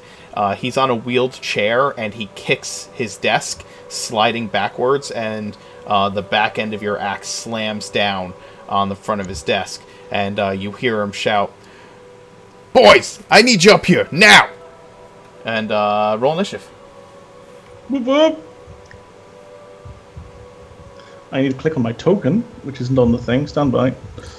No problem.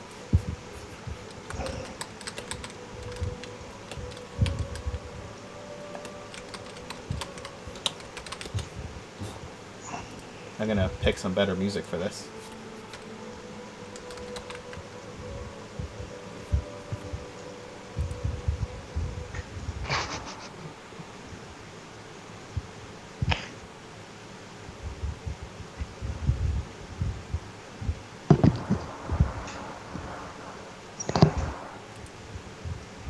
This is how we lose another 2 characters. Maybe. This is what happens when I say, Steven, you get to be the bad guy for 1 week. He blows up a bunch of innocent bystanders. Yeah, viewers, this is all on Mark.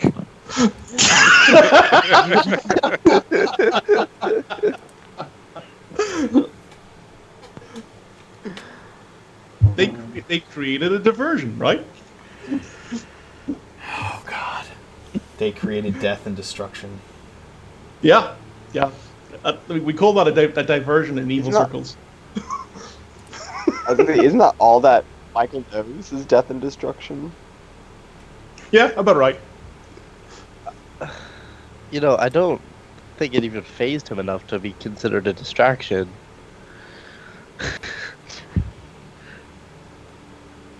Well, they tried. True. That was their purpose. Damn. Okay. Oh, I forgot to move it to my token. That's okay. Token. Yeah, go ahead and put your token on the table.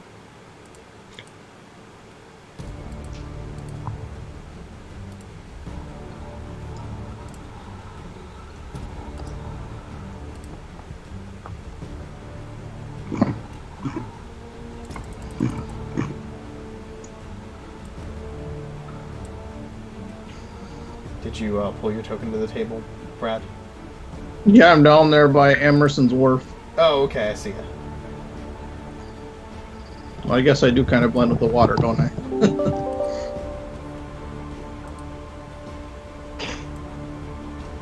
I'll put you over here. I'll add your turn.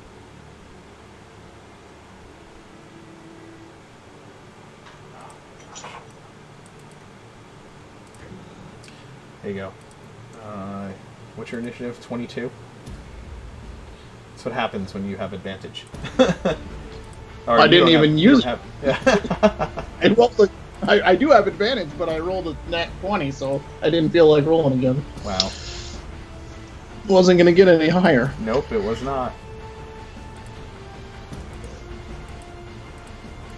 Alright, find my token here so I can throw him in.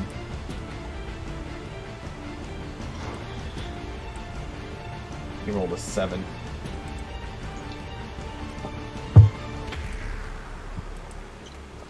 Alright, Kalith. You slam your axe down, he pushes himself away in response, and it is your action again. We'll make 2 non-lethal attacks.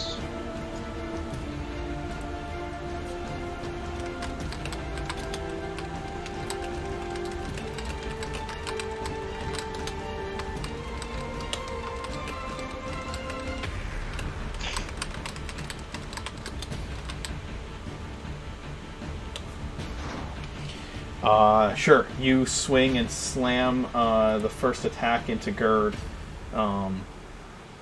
with your axe. The second one misses, and he will use Uncanny Dodge to take half the damage. And 2 extra for rage. Right, so it'll be 13. He's going to take half of that.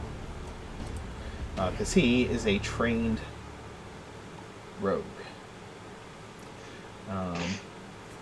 He is not wearing leather armor, so he has a lower armor class than that, but he is at that many points.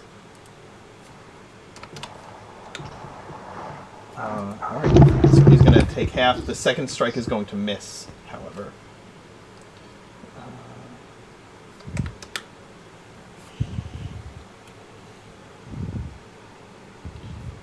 Yes, I did mean legitimate businessman. I said rogue, but I meant to say legitimate businessman. Michael, what are you doing? Well, the first thing, because he's in danger, that's going to come out of him is the giant direwolf out of his chest. And it's going to go straight towards Gert. Okay, so you're using the 3 sorcery points to bring out your wolf? Yep. Okay. Let's do that.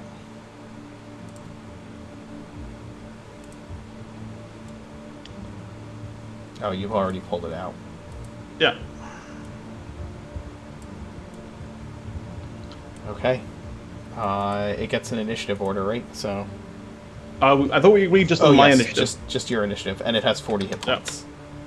Yeah, yeah, something like that. Yeah. 41 now, I think. Yeah.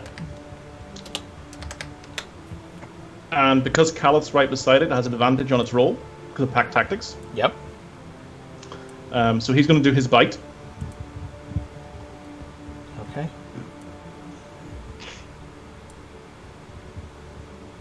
That's going to hit. And Gerd is going to attempt to not be pulled down.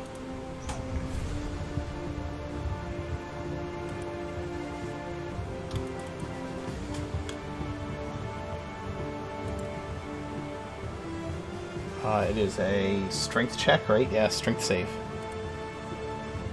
Gerd does not get pulled prone. He is able to pull his foot away from your wolf, but he is now surrounded on 3 sides, or at least 2 sides, with you behind Kalith, and he pulls his leg out. He does take the damage from the bite. And he's cursing up a storm and calling for his men. So that was a bonus action, was calling up the hound for the 3 sorcery points. So I get to use a action. And I am going to stand by. I am going to spells.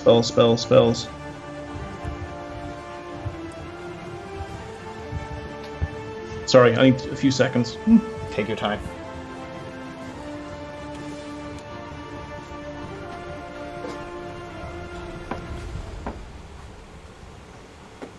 Is he wearing any armor, by the way? No, he's not. Okay. I'm just gonna. I wasn't in melee range because I'm not right beside him. Right. So I'm gonna firebolt him. Mm-hmm. Go ahead and roll to hit. Sure.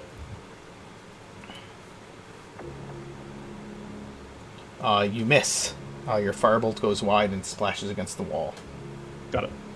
Okay. That's my turn.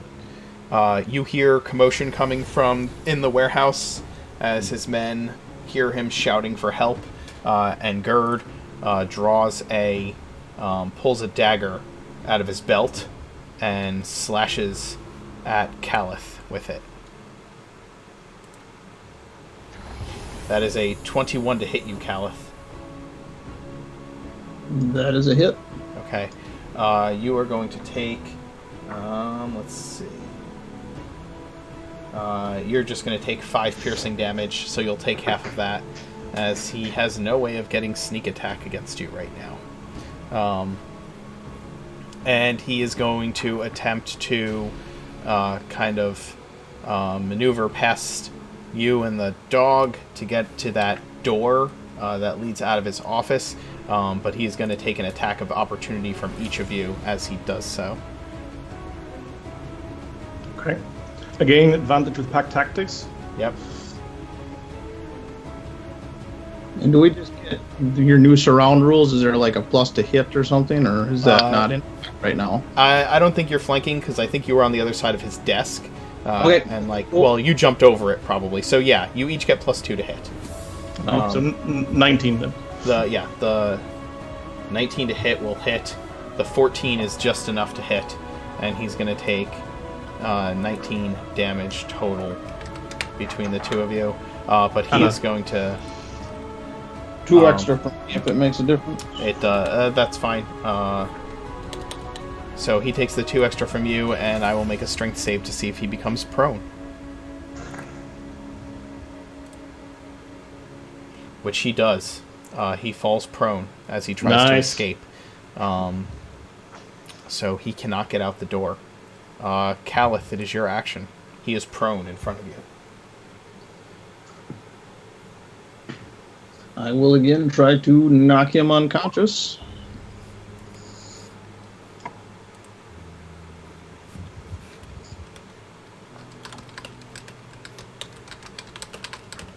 Do I have advantage because he's prone? Yes.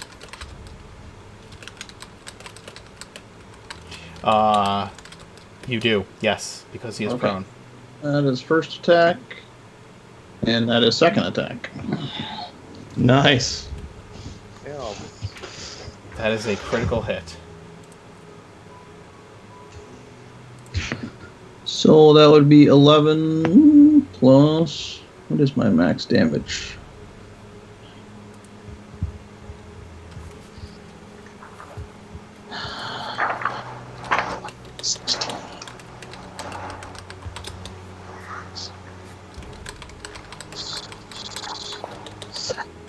$34 damage.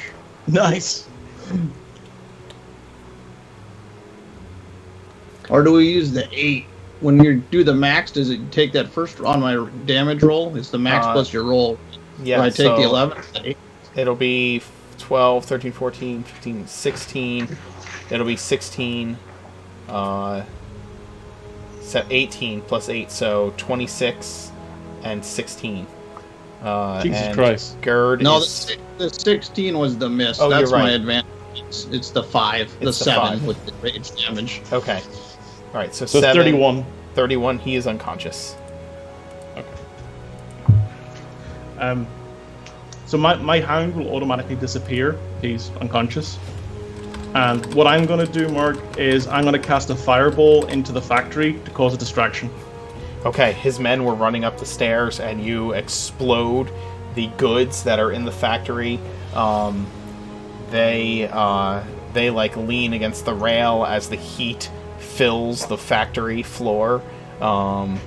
Several of his men were outside, and now there's just artwork and rugs, crates and expensive equipment, all burning and on fire inside of the warehouse. And the two of you slip out the back door, bringing Gerd with you. Yep.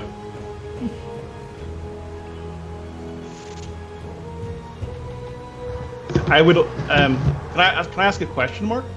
Yes. I have a spell, Greater Invisibility. Mm-hmm. Could I use it on Gerd if he's unconscious? That is a good question. Can you put the spell in the chat for me, please? Yeah. Stand by. And as long as he's doing that, Mark, my like normal spirits from my rage, not like the one from my Mark, but Right. the where is it? Features and traits. Yes, you can make him invisible if that is the exact wording.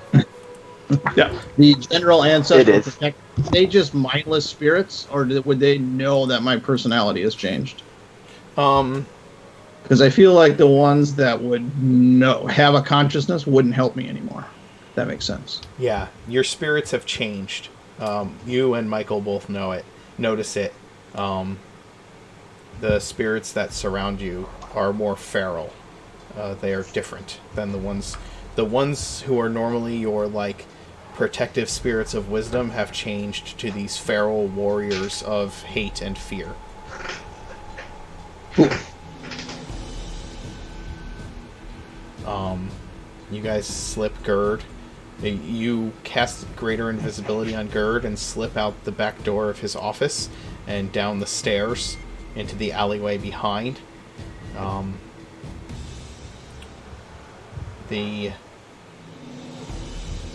As you get down there, you can hear the amount of commotion that's going on from the 2 fireball blasts that have gone off in the last 5 minutes on this block of the street. And as you look into the main street, you can see that members of the Watch are now running in the direction of the warehouses.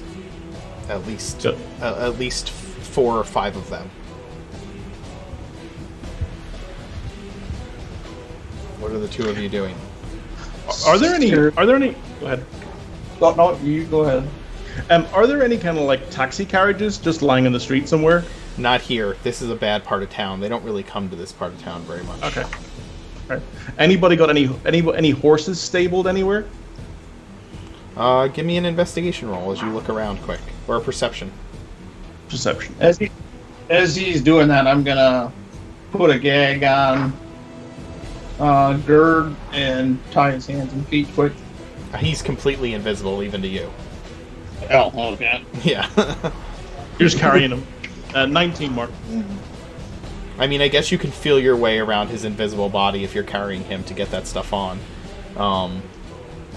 If you're taking your time. Yeah, you find that there's like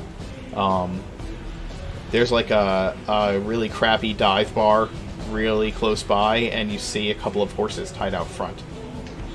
They're more like mules. Sure. All right, Kalith. Get these ones? Sure. Okay.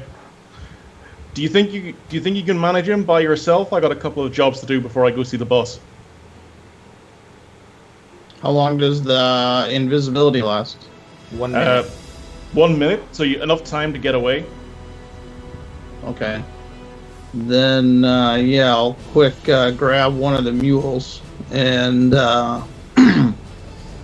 throw Gerd over the back, kind of cinch him up so he's not going to fall off, throw a blanket or something over, or a cloak over the top of him so he can't be seen, and then lead the mule away. Okay. You lead the mule away? I'll take another mule, but I'm heading in a different direction. Okay. You do so. And we are going to switch over to the others.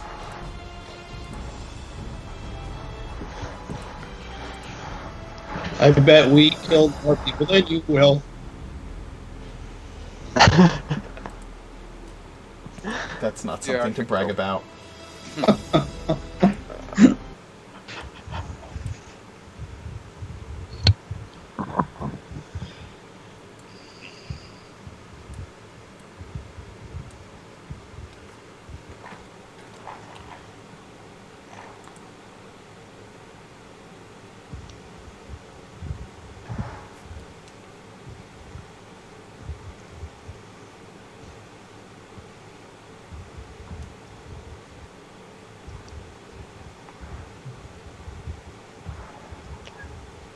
Mark's got his thoughtful face on. Yep.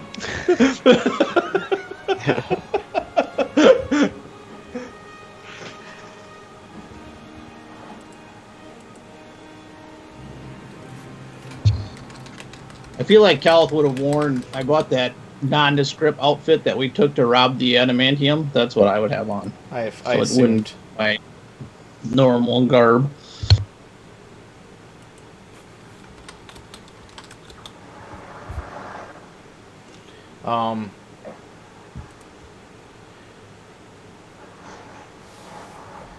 Angus is not here, but this is what's going to happen.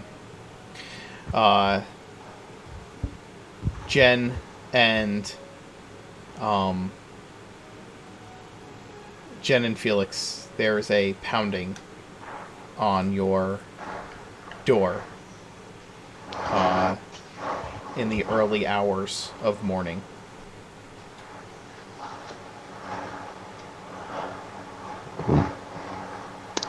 I'd rush to go open it. There is. Is that me? Yeah, you've kind of you're sitting outside the door. This is 8 hours later. Give me a Constitution roll. God, yeah, that's about what I was expecting. Okay, you manage to keep yourself awake, and Angus rushes up to the door and starts pounding on it. The next morning. Can I help you with something? He very rapidly tells you that he needs to talk to them. I'll eye him. What about? He tells you very quickly that he just says,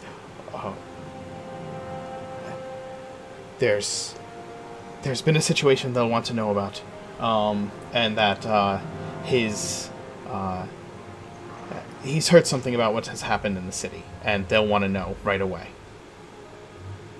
I will open the door. Yeah, well, Or Jen, if I can. I mean, you could, but I think Jen said she rushed to the door and opened it.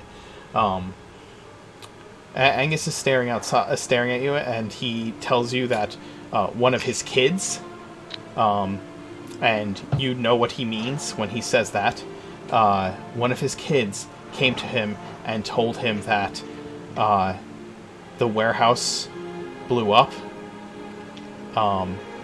and that that they saw some of the people who helped get them to anchor.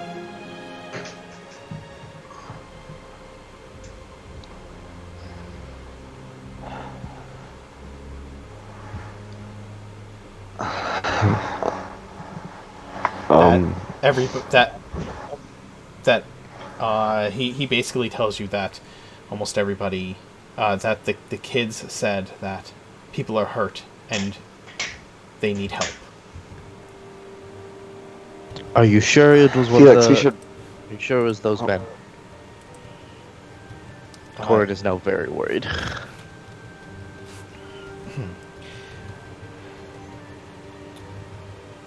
He doesn't.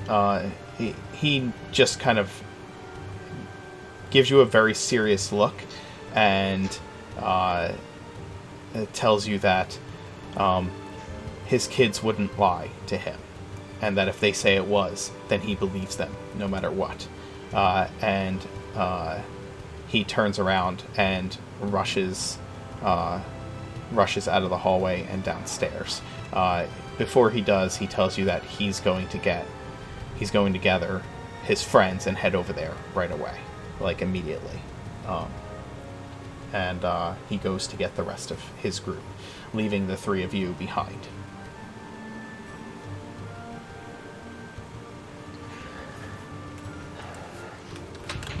Felix, we need to move soon. They're making moves already.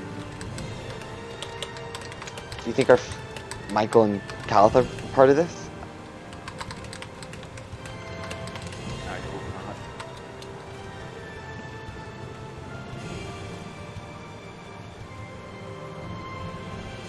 If what that man says is true, we We must tell your father.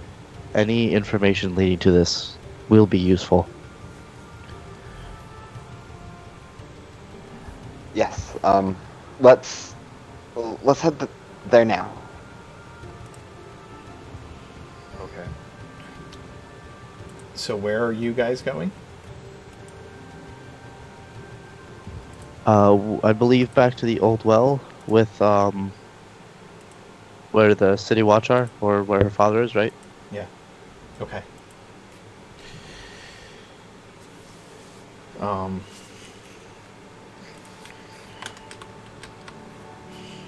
I hit that spell on accident. Okay. I was just seeing if there was if it had any reason I was reading it.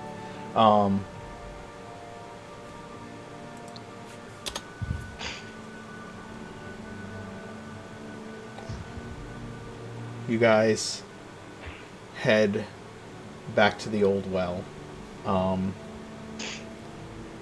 It is the next morning when you arrive there. Your father is still there. He seems to have been there all night.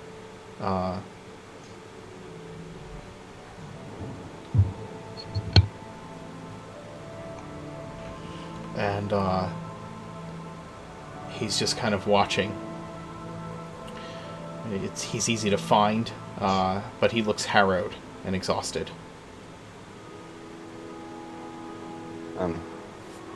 I'll approach him.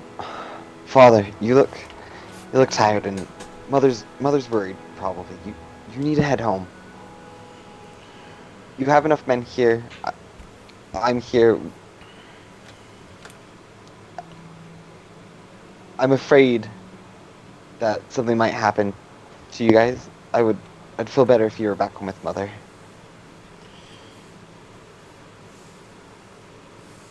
He Nice. That's amazing. Yep. He stands up and pulls a handkerchief and wipes his brow, and he says, "I'm sure you're right.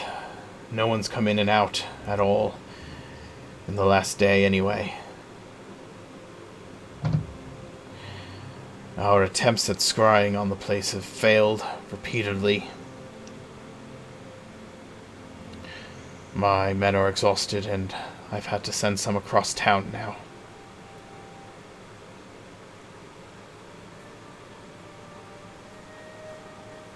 Well, head home. Get some rest. You need to see Mother. She'll be pleased to see you. And then she'll reach up and give him a kiss on the cheek. He smiles. "You look better. Both of you." We feel better. We're hoping we have a plan. He pulls someone aside, gives them command of the watch, and tells them to update him if anything happens. And heads down the stairs of the wall that is kind of overlooking the old well. I have a quick question for Jen and Felix. Sure. Would you guys have told me that you also helped? You guys were part of the ones who helped get the people to Twilight Hill, and that it could potentially be Michael and Kalith. I mean, you were outside the door when Angus told them that. Yeah, but Angus said it was people who helped bring him. Yes. So I'm not sure if I would know if they were a part of that or knew who it could possibly be. I think Genevieve, after hearing the destruction and that whoever caused it was part of who brought the citizens from Anchor to Twilight Hill, she probably would have been like, Michael. Alright, as Jen's father's leaving. Sir, we have some information about the explosion that happened down in Shadeside and a possible lead. We think it could be That one named Michael that I believe was in the company of Genevieve and Felix at one point. Weren't they down in the well? That is my thought, but they could have potentially gotten out somehow. I'm not sure. There could be another entrance, but Or magic. we were told that they potentially they were spotted as the ones causing the mayhem down there. Jen, would these men do something like this? Kill innocent people? Firebomb the city? Not on their own, Father. Something's twisted them. They're being controlled by something else. That's why I want you to go home and protect Mother and everyone else at our house. He gathers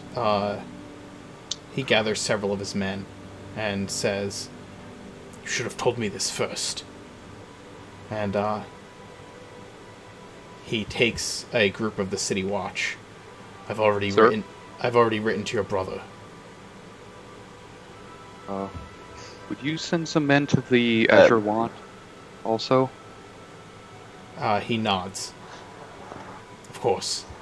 Thank you. Understand that what happened at the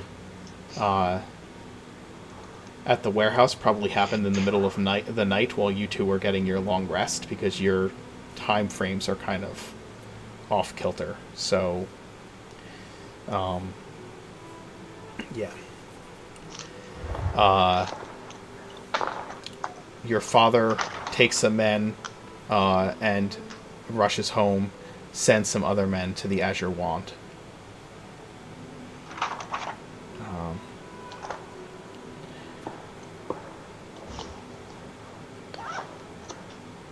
And he marches away with his men, leaving the three of you standing there with the rest of the watch on the wall.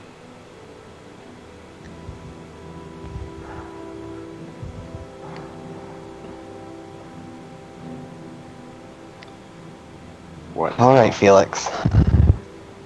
Exactly. The three of us just can't rush in. We need more than just us.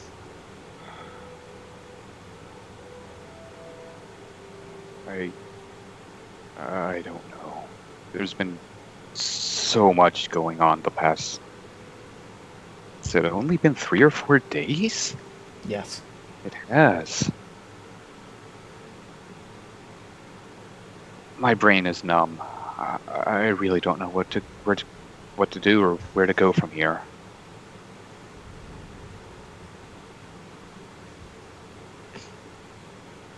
Do you think it would be safe for us to retrace our steps? How we got out?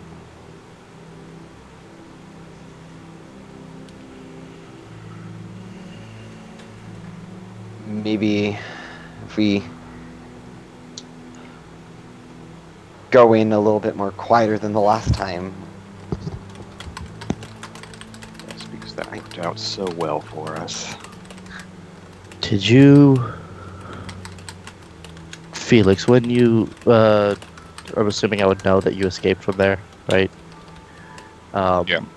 Felix, when you left there, did you happen to notice if there was any other entrances or exits to the place? Is there any other way they could have possibly gotten out?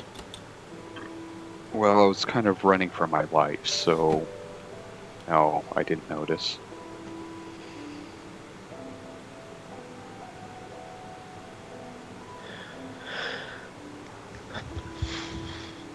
We had this entrance on watch all night. Someone must have seen something. Maybe. I guess we can ask the guard. Maybe. Still around. Maybe they didn't Hmm. So you see Genevieve have like a quizzical look. Felix, you've turned me invisible before. Yep. Is there My father said they didn't see anyone. Maybe that's how they're getting around.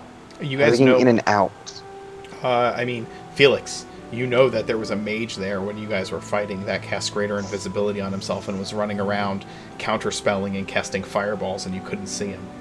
Yeah, fuck that guy. I didn't see that. I was down by that by the time that happened. Back to Genevieve's thinking.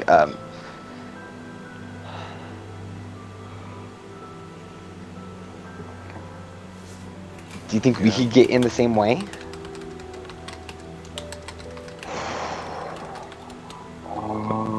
You want to get in there? Right now? I'm gonna look at you quizzically. Genevieve just like throws her hands up. Well, we just can't stand here. They're moving and we're not. We need to do something. If we take some of these men, do you think that will suffice?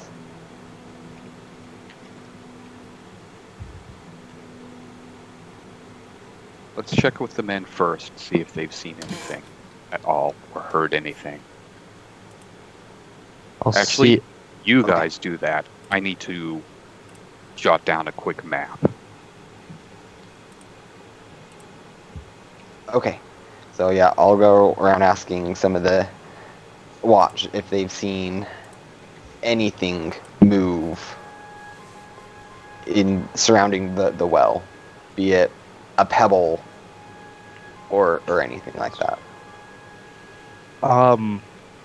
Mark, Yeah. the mage that you said was that they noticed casting counterspell, was that a city guard mage, or was No. that one of the bad guys mage? No. The malevolent. The last time when you guys attacked the well, there was a mage there who was. When Michael and Kalith were walking away? Michael and Kalith were leaving, they said, you said they noticed a mage casting counterspell. every One once of in a the while. malevolent mages was casting Okay, never mind counterspell. then.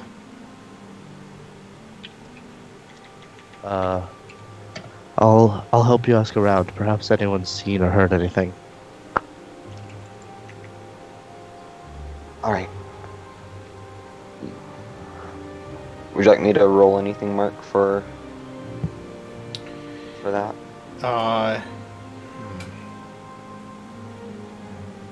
I guess help her. Pull rank. Yeah. I'll use my father sent me and Corin to ask you guys stuff. Okay. Give me a persuasion roll with advantage because Corin is helping you.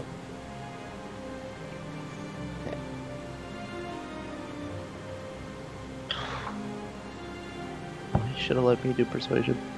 You have advantage. I thought. Oh wait, no. Right, I thought have. it went again. Oh, I should have. The guard, they tell you that they haven't seen anything, but said that they've been keeping an eye out, and they're kind of reluctant to answer any other questions, considering that you are a civilian. Are they low guards? Can I pull rank? You can. Can I use intimidation? You can just pull rank. What are you asking them? Same thing, but saying she has the author. Basically, same thing, but with the. Jen is allowed to know this knowledge as she is the daughter of the. She is the daughter of the general. She's the daughter of. Captain Brightwood. Captain. That's what. Jesus, I forgot the name. She's the daughter of Captain, and he has assigned me to help her figure all this out.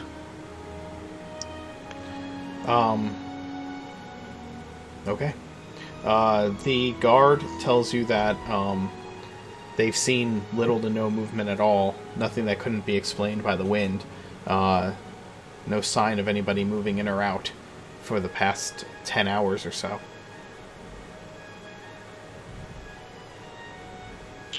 Thank you. That'll be all for now. And I guess... Yeah, you kind of go around from guard to guard and you get the same story. They've been watching for movement and have seen very little, if anything at all, especially once night fell. They didn't see anything. Okay.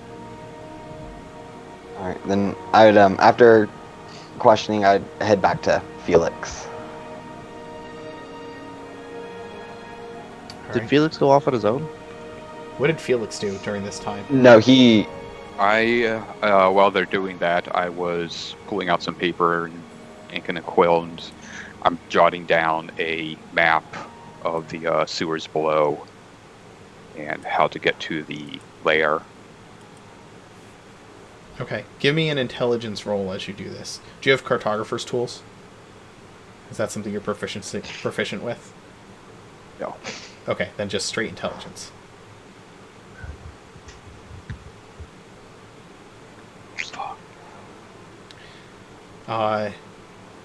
You're doing the best you can to draw this map of the sewers below, but there were a lot of twists and turns, and you were spent a lot of that time underwater, and it was dark, and you were fearing for your life. So you're doing the very best you can, but you're really not sure how accurate what you're drawing is coming out. Well, that's going to have to do. I'm going to write down at the top, we're going in, acting as tip of the spear. Get here as soon as you can. Corin, think you can pull a little bit of rank and have one of the guards send this to the arrow?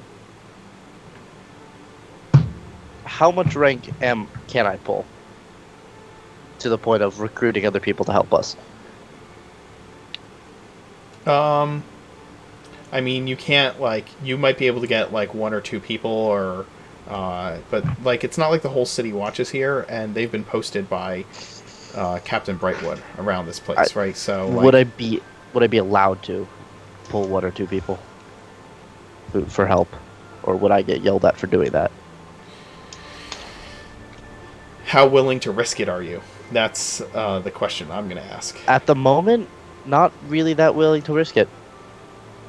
Just more wanting to play it safe, especially with the captain's daughter. Okay. You might be able to get, to go with you inside. You might be able to get, 3 or 4 of your closest, troops that, members of the Watch that are maybe directly subordinate to you that are here. You might be able to convince them to go with you pretty easily. Okay. Alright, then I will go to the ones closer to me and try to convince them too. Sure. Give me a persuasion roll real quick. But if I can't get more than one person to come, I probably wouldn't want to do it. Yeah. They're exhausted. They've been here all night, and they've been told to stay and watch, and they haven't seen any movement. So, they're not really convinced that they should go with you. Okay. I'm gonna look over to Genevieve and Felix. I don't have the authority to pull that much rank, but perhaps we should try. What time of day is it now, ish? Early is morning. It early morning. Yeah. Oh. Just after dawn. If not right okay. at dawn. The men are tired. They have had a long night. They're not very willing to go into the tunnel right now.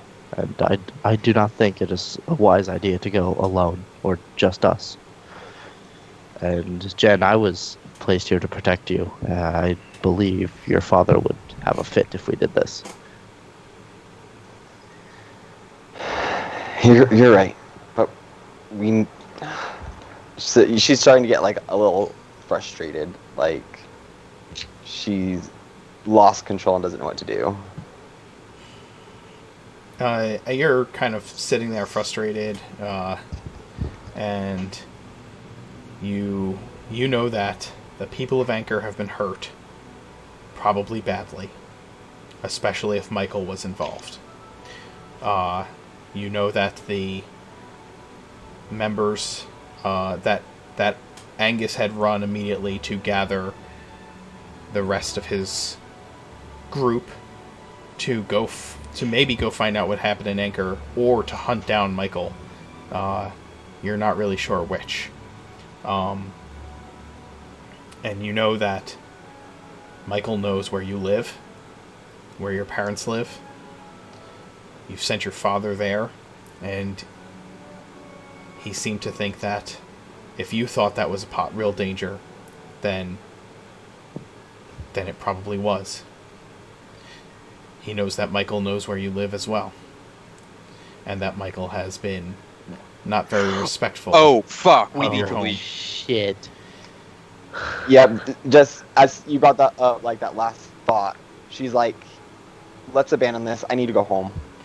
And we will switch back to Michael the night before, after firebombing Gerd's warehouse. Where are you headed, Michael?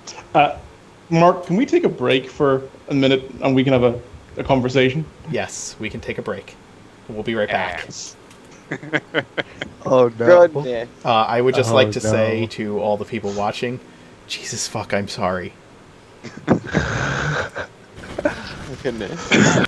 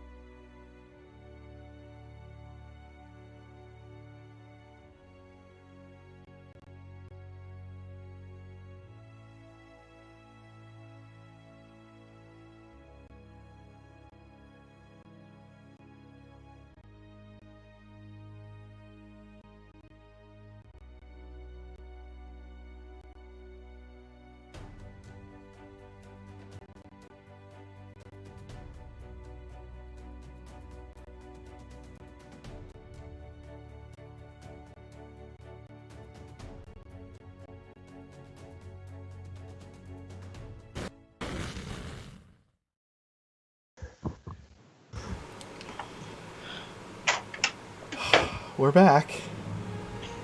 Michael, where are Hey, you Chad. going? Okay.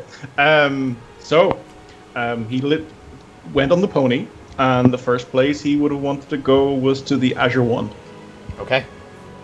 It is the early hours of the morning as you arrive at the Azure Wand. Probably just a few hours before dawn when you get there. I walk in the morning, and is Beatree there? Are you waiting for morning? Or are you waiting for... No, I'm going directly from the job. No, you walk into the common room, and you see Mrs. Coldwind taking a shift at the bar. I'll say, Mrs. Coldwind, do you know where Beatree is? It's really important. Beatree went home, dear. Well, I mean, she went to her suites. Do you know where they are? I really need to get in touch with her. Well, I don't know that you should be disturbing her.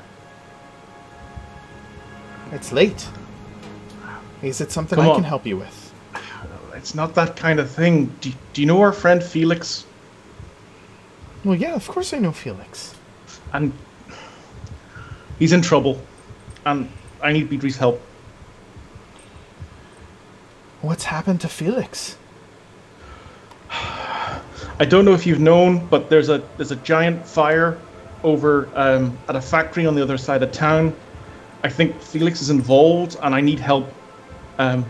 Felix might have tried to contact her, and I just need to know if he's okay. Can you give me a deception roll, please? Sure.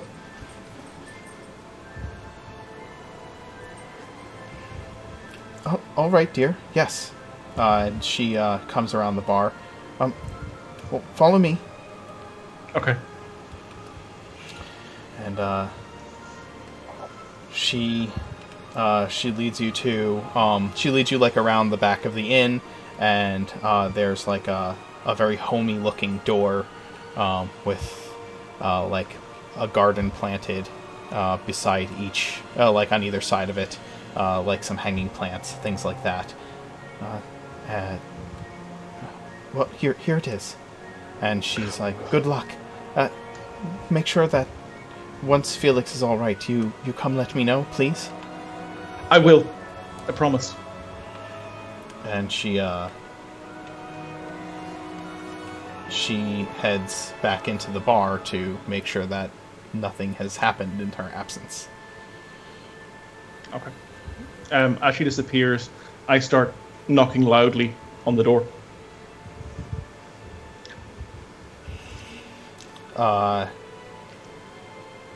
Beatree sleepily comes to the door. It's late. Well, what do you want? Oh, Michael. Beatree, it's Michael. Let me in. Felix is in trouble. What? Well, why aren't...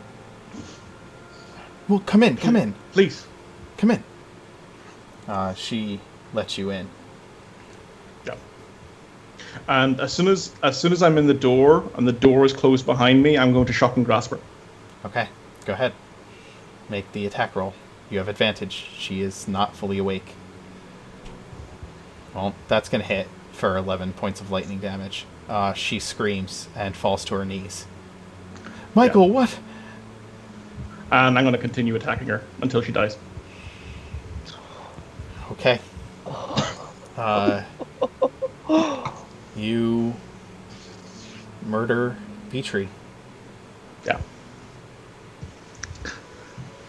And I'm out of my pocket. Out of my coat. I'm going to take a feather quill, and I'm just going to put. I get a piece of paper, and on it I'm just going to write the word Felix.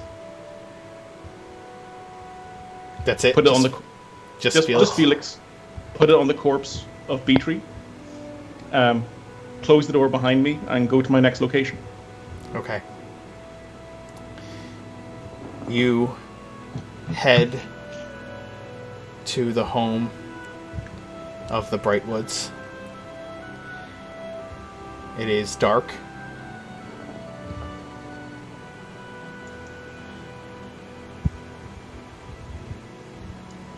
well, mostly dark. There's a light in the kitchen. Okay. It's just before dawn now when you arrive.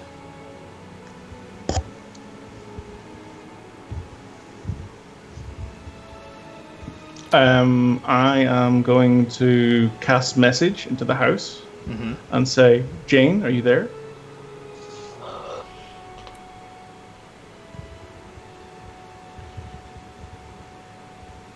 There is no response.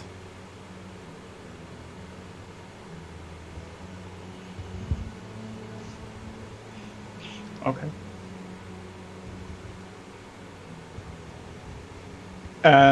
Do I see the? Do I see that the? So I see the light is on. Do I see if anybody's at home? Yeah. You can see one or two shadows moving around, like silhouettes in the window through the curtains. Where, right where Genevieve's mother usually does housework, kind of in that area. Yeah. Can I ask a question out of character or out of game, as it were? Sure. So at this point, do Jen's family know that Michael's gone bad? This is probably around the same time, or this is, I would say, a little bit before Angus is waking up Genevieve and Felix. Okay, so Jen's mother doesn't know that Michael's bad? No. Okay. Michael would have no way of knowing that, but... No. But it's kind of like... Yeah. Okay. I'm going to go up to the door and knock.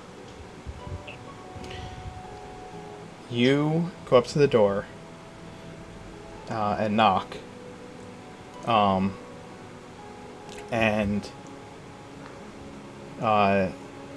Jen's mother opens the door and says, "Oh, Michael, it's so early. What are you doing here?" Oh, I'm sorry, Mrs. Brightwood. It's really, really important I speak to Jane. I think she might be in trouble. Oh, well, come on in. Did Dustin just disappear? Yeah, he's pacing. Dustin is pacing. Oh no. You have me so anxious. I need to pace in my room so I can just like... She I'm still... holds the door open and invites you in. Yeah. And as you step into the house, she says, "You've arrived just in time. Let me introduce you. This is my son, Ander, and his friend, Lana. They've just arrived. Apparently they're here on some kind of urgent business." I'm going to send you a message, Mark. Stand by. Sure.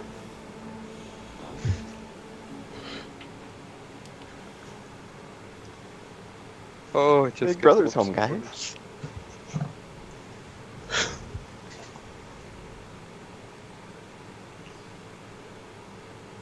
I am standing by. Did you send it?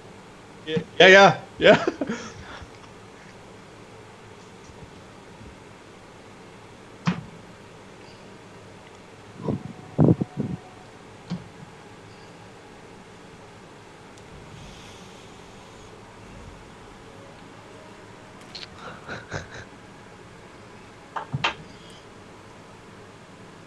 So she offers greeting, and Ander and Lana stand up. Ander is wearing full plate, and Lana is sitting there with a staff across her lap. She stands up, and Ander holds his hand out to you. He is the spitting image of his father, just a younger version. I will shake his hand and I will give him the best Michael smile. Okay. And I'll say, you really look like your dad. Also, I can see bits of Jen inside of you. He smiles and stoically says, "Well, family resemblance is strong. It's true." And then to, what's his girlfriend or wife called? Lana? Lana. I kind of wink at Lana and say, "You got a good catch there." He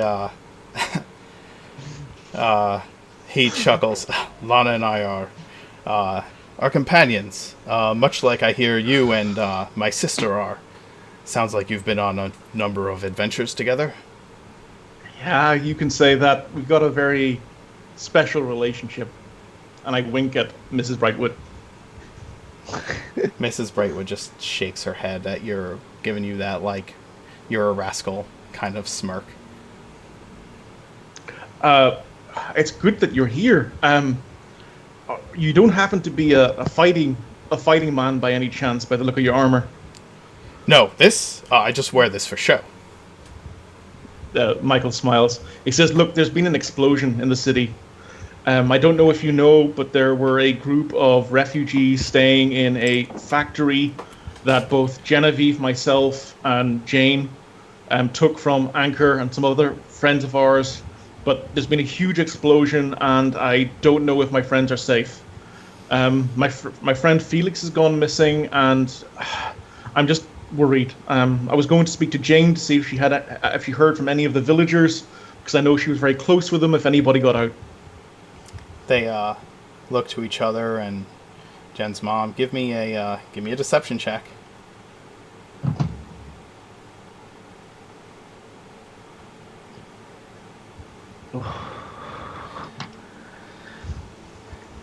Ander looks at you. He still is shaking. He still has your hand that he's been shaking. Yeah. And he's like, he looks at you. I'm having some trouble here, friend. Just a little bit of trouble. Trying to figure out why, if you're a friend of my sister's, you feel the need to,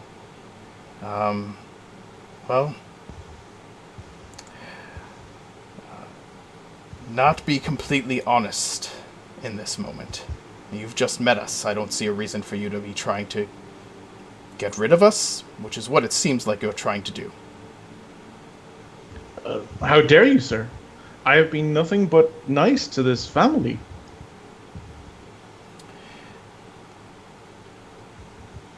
That may be true.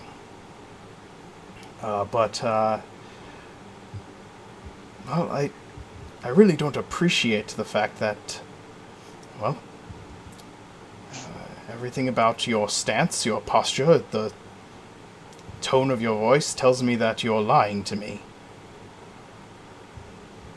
If that is how you treat a friend of the family, I will hear no more of this. Tell Jane that the refugees are in danger. If she needs to talk to me, she knows how to contact me, and I'll turn my back. And I'll give a quick nod to Mrs. Brightwood, because he's polite like that, and you'll go to leave the door. Okay. She apologizes, and Andrew says, perhaps that's best. And I'm sure my father will have heard about this by now, and will be sending men there to take care of them. I'll inform your friend Jane of what has happened. If your friends are in trouble, you should probably go see to it. Okay. And I'll leave. And as you're leaving, Ander and Lana are kind of step outside the door and kind of are eyeing you as you go. Sure.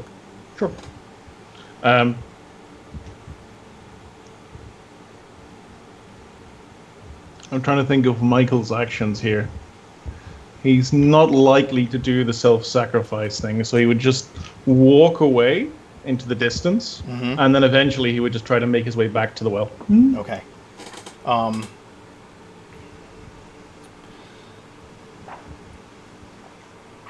As you walk away, you head back to the well, and as soon as you're out of eyesight, they head back inside the house. Okay. Also, if it's in the evening, is it still like the early morning or late evening? Yeah, it's early morning. Yeah. It's like dawn. So, like, as I was getting closer to the well, I cast darkness on myself to make sure that I was, Sure. basically unseen and stay in the shadows before I got to the well. Okay. Kalith, how would you have gone about getting back to the well? Because you know it was being watched. Right.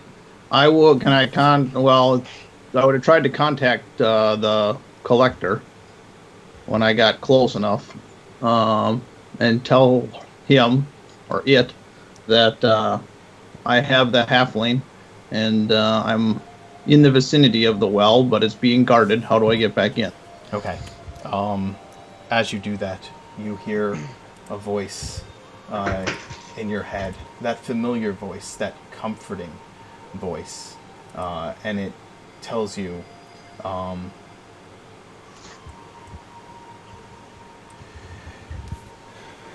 go to Grafton Square on the southern end of town. You will find our new home there. Another hole that leads down to my lair. I will welcome you home with our new friend. Well done. Thank you, Master. And then I will go where he tells me. Okay. You head there with Gerd, and it's not hard to find your way to this cistern in Grafton Square. Genevieve and Felix, the two of you and Corin, rush to Genevieve's house. As you arrive only 10 or so minutes after her father has gotten home. You see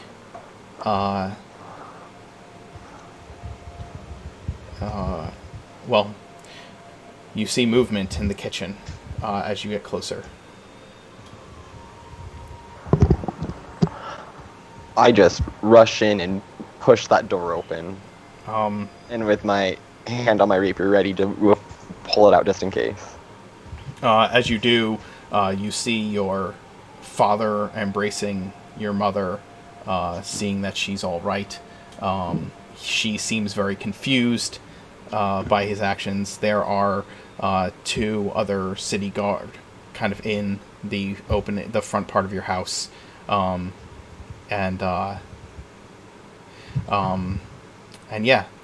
You rush in, and that's the scene that you come to. Your father looks up and says, "Genevieve, I thought you were remaining at the well." There was no good plan to go under, to infiltrate the well. I had a horrible thought that Michael would have been here and taken you guys out. He was here. I had to rush. He was here. What? Your mother said that he was here last night, only a few hours ago. Yes, what's going on, Genevieve? Mother, it's hard to explain. I need you to promise never to let him in the house again. Promise me. Your father kind of pushes her back and looks at her and says, "Do what she says." And your mother nods. He seemed okay. He's not. Ander didn't like him either.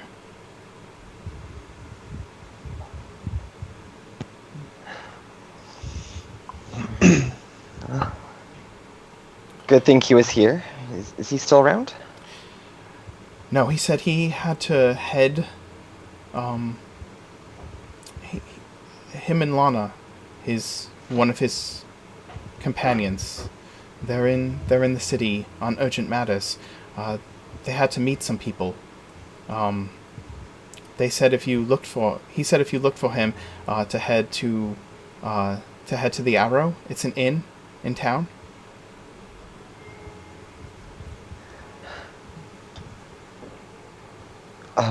Felix, is that where? Yep. We need to get there now.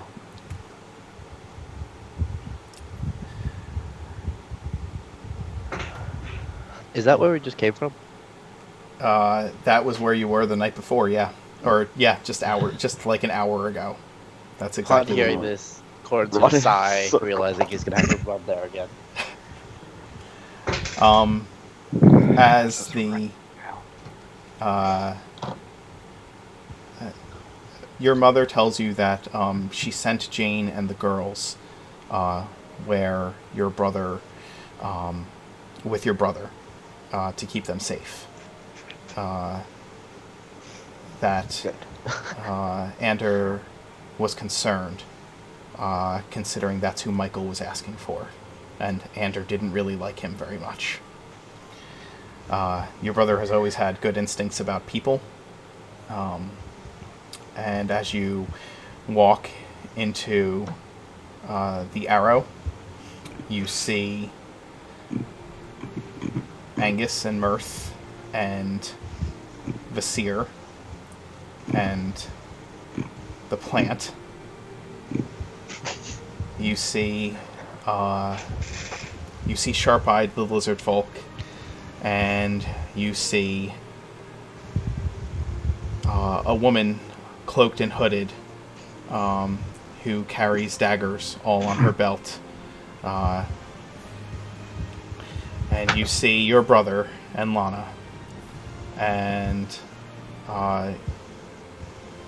as you approach and walk in, he smiles broadly and walks over to you, and before you could even respond, he pulls you into a huge bear hug and lifts you off the ground. And we will end... I return the same hug.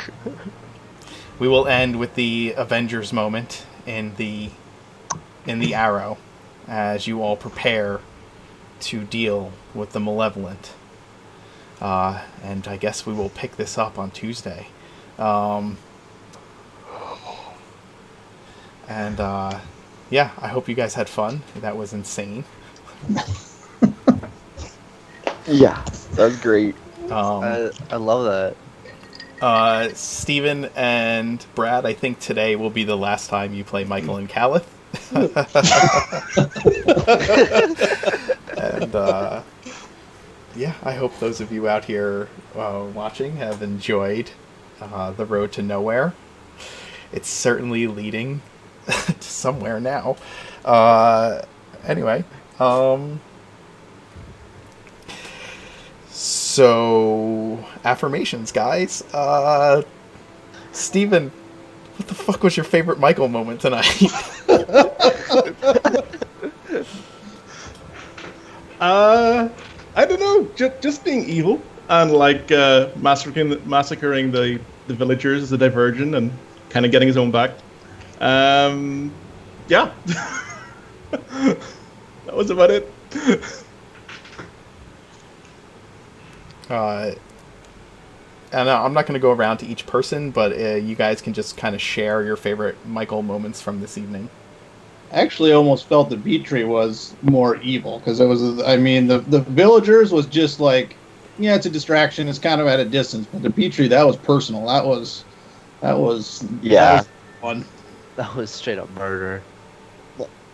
My mouth like dropped. Like, what did I just hear? Like, what? Not expecting that. No. But the master wanted Felix, but that was kind of like...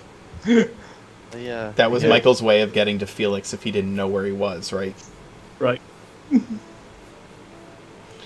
Maybe we should have stayed there. Well, she was at home though, so it wouldn't have mattered. Oh, her house Well, is... you would have seen her at the. You would have seen him at the when he went to find out where she was. Jen? Or, Dustin, your favorite Jen moment tonight? I think after everything she's gone through, pulling it together and trying to be a good support, and just trying to make sure.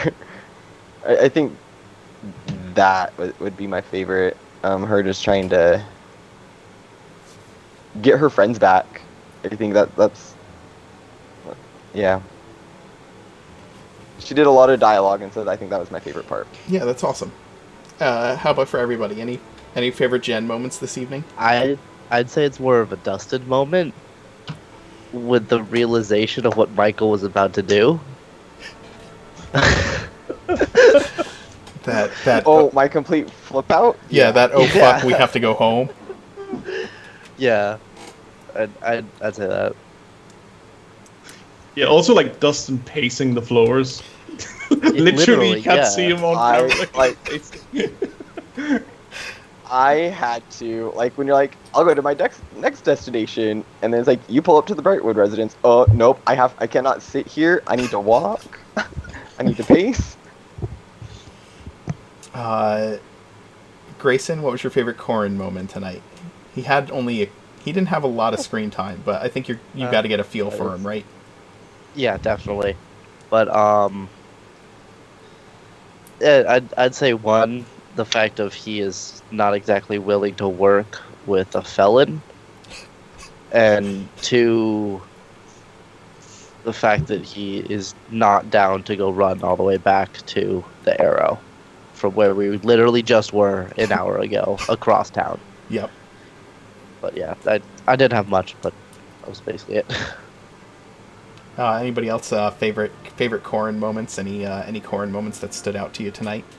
I mean, anybody bad-eyeing Mirth has to give me a laugh, to be honest.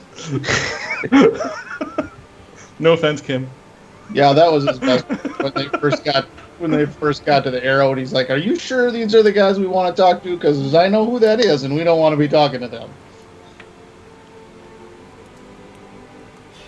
I can't wait to see more of him. He seems like a very loyal person. Like, he literally stayed up all night standing by the door, make sure no one came into the room while Genevieve and Felix slept. Yep. I figured out of all my past characters, I should probably make one that's maybe loyal to somebody, or at least nice to somebody.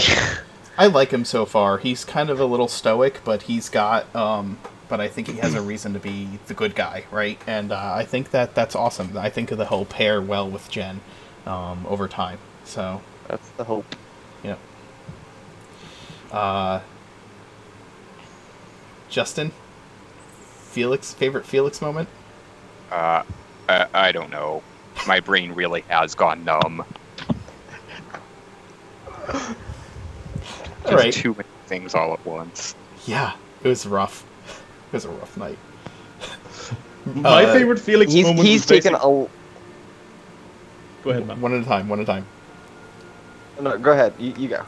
No, I was gonna say my Felix moment was the realization that well, there was two realizations. One, that this kind of stuff over the last weeks is probably way too much, but two, he's probably gonna have to go in and kick ass anyway because he just can't let it stand.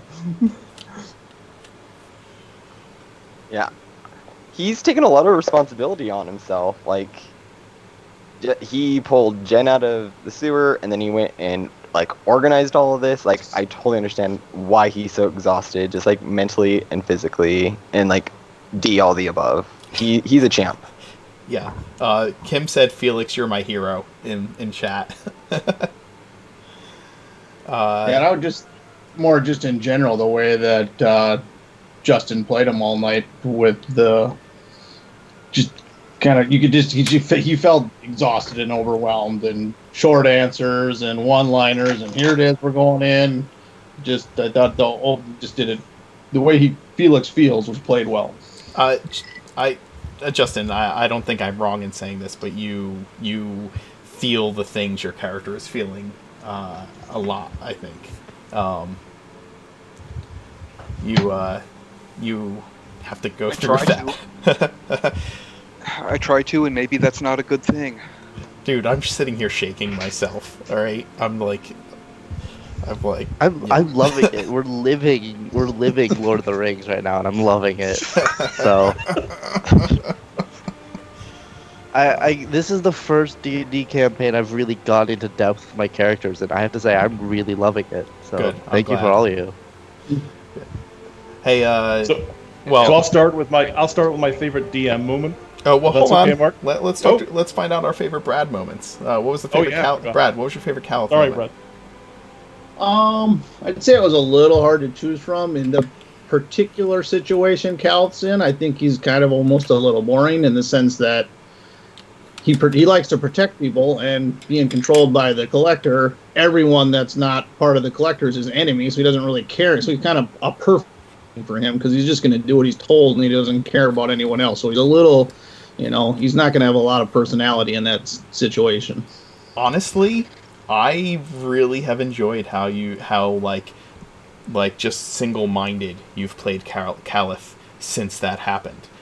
You've just kind of gotten into the mindset, and I really appreciate how you've done that. Your role playing has been phenomenal. Yeah, absolutely. Anybody else have favorite Kalith moments? I would have to agree. The just straight up fit really well into a whole. Yeah, I'm under the control. I can't exactly do this, or I can't exactly say no, so I'm gonna deal with it or go through it. I guess that's the way I say it. Embrace it. There we go. And the way Kalith embraces it, I do like that. Yeah, and Kalith Kalith may be back, by the way. We'll see what happens. Also, the clutch nat 20 to knock out Gerd. Yes. And those are always. That was clutch. Kim said that you start with nat 1. Yeah. Kim, that starting with the nat 1 made the scene exciting, right? Because it gave. Yeah. Kim said that the spirit's shifting to show that you've been tainted was sick. Was sick, and that really came off of you prompting me with that question of what that came from. This might be foretelling the future a little, but I was kind of, for those unaware, he has a shield spell that one of his ancestors activates through him, and if he would have been below 50% health, but I don't, since that particular spirit consciously does it, I think that spell would fail from he's under control, even though the regular spirits have switched, but I think that one is a specific spirit and he wouldn't do evil things. Sure. Because he's connected with good Kalith. Yep. Well, again, Kalith may be back. We'll see what happens as the next couple of adventures go on. Okay, go ahead, Steven. What were you going to say? DM moments. Oh, yeah. Two DM moments come to mind. First is Mark's reactions, which are always the best.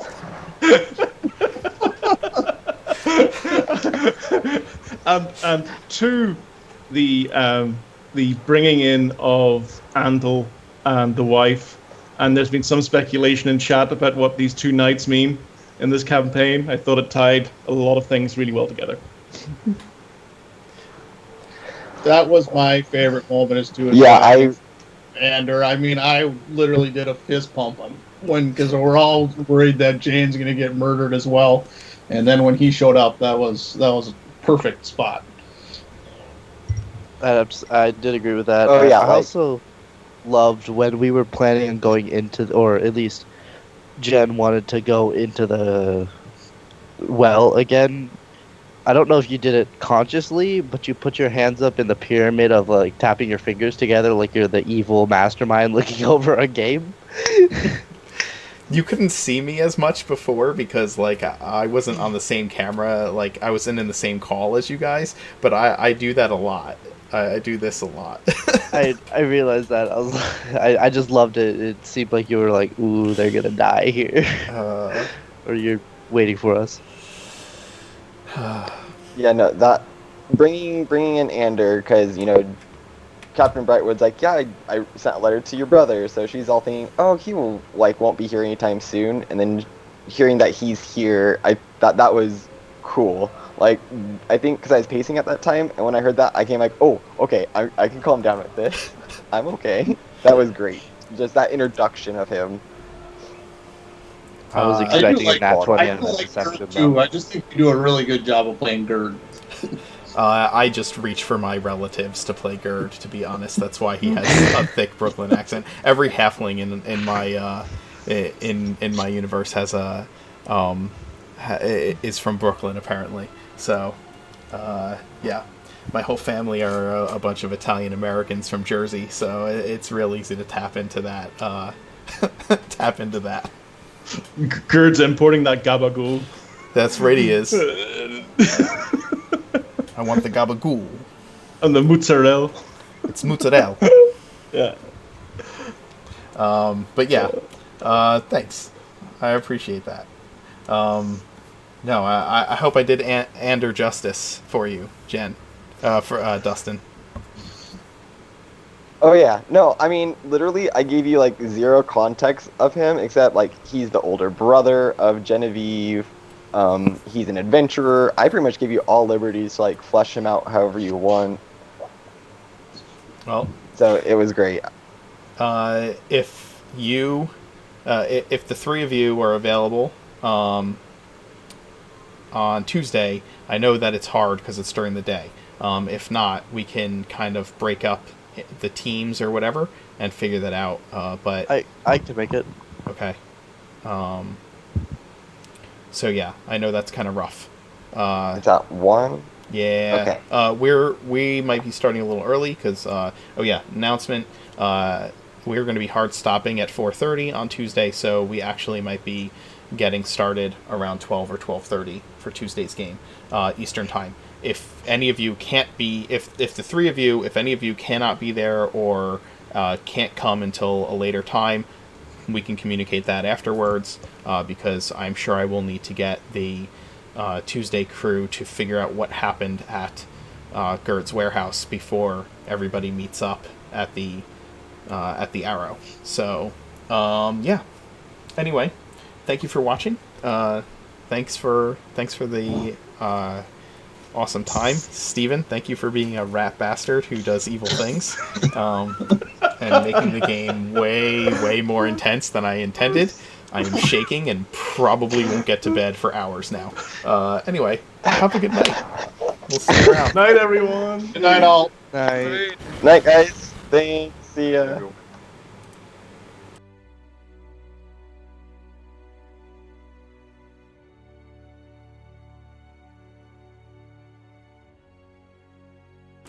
Hey guys, we're going to set up a raid, so stick around and hang out, and we'll get that going in just a moment.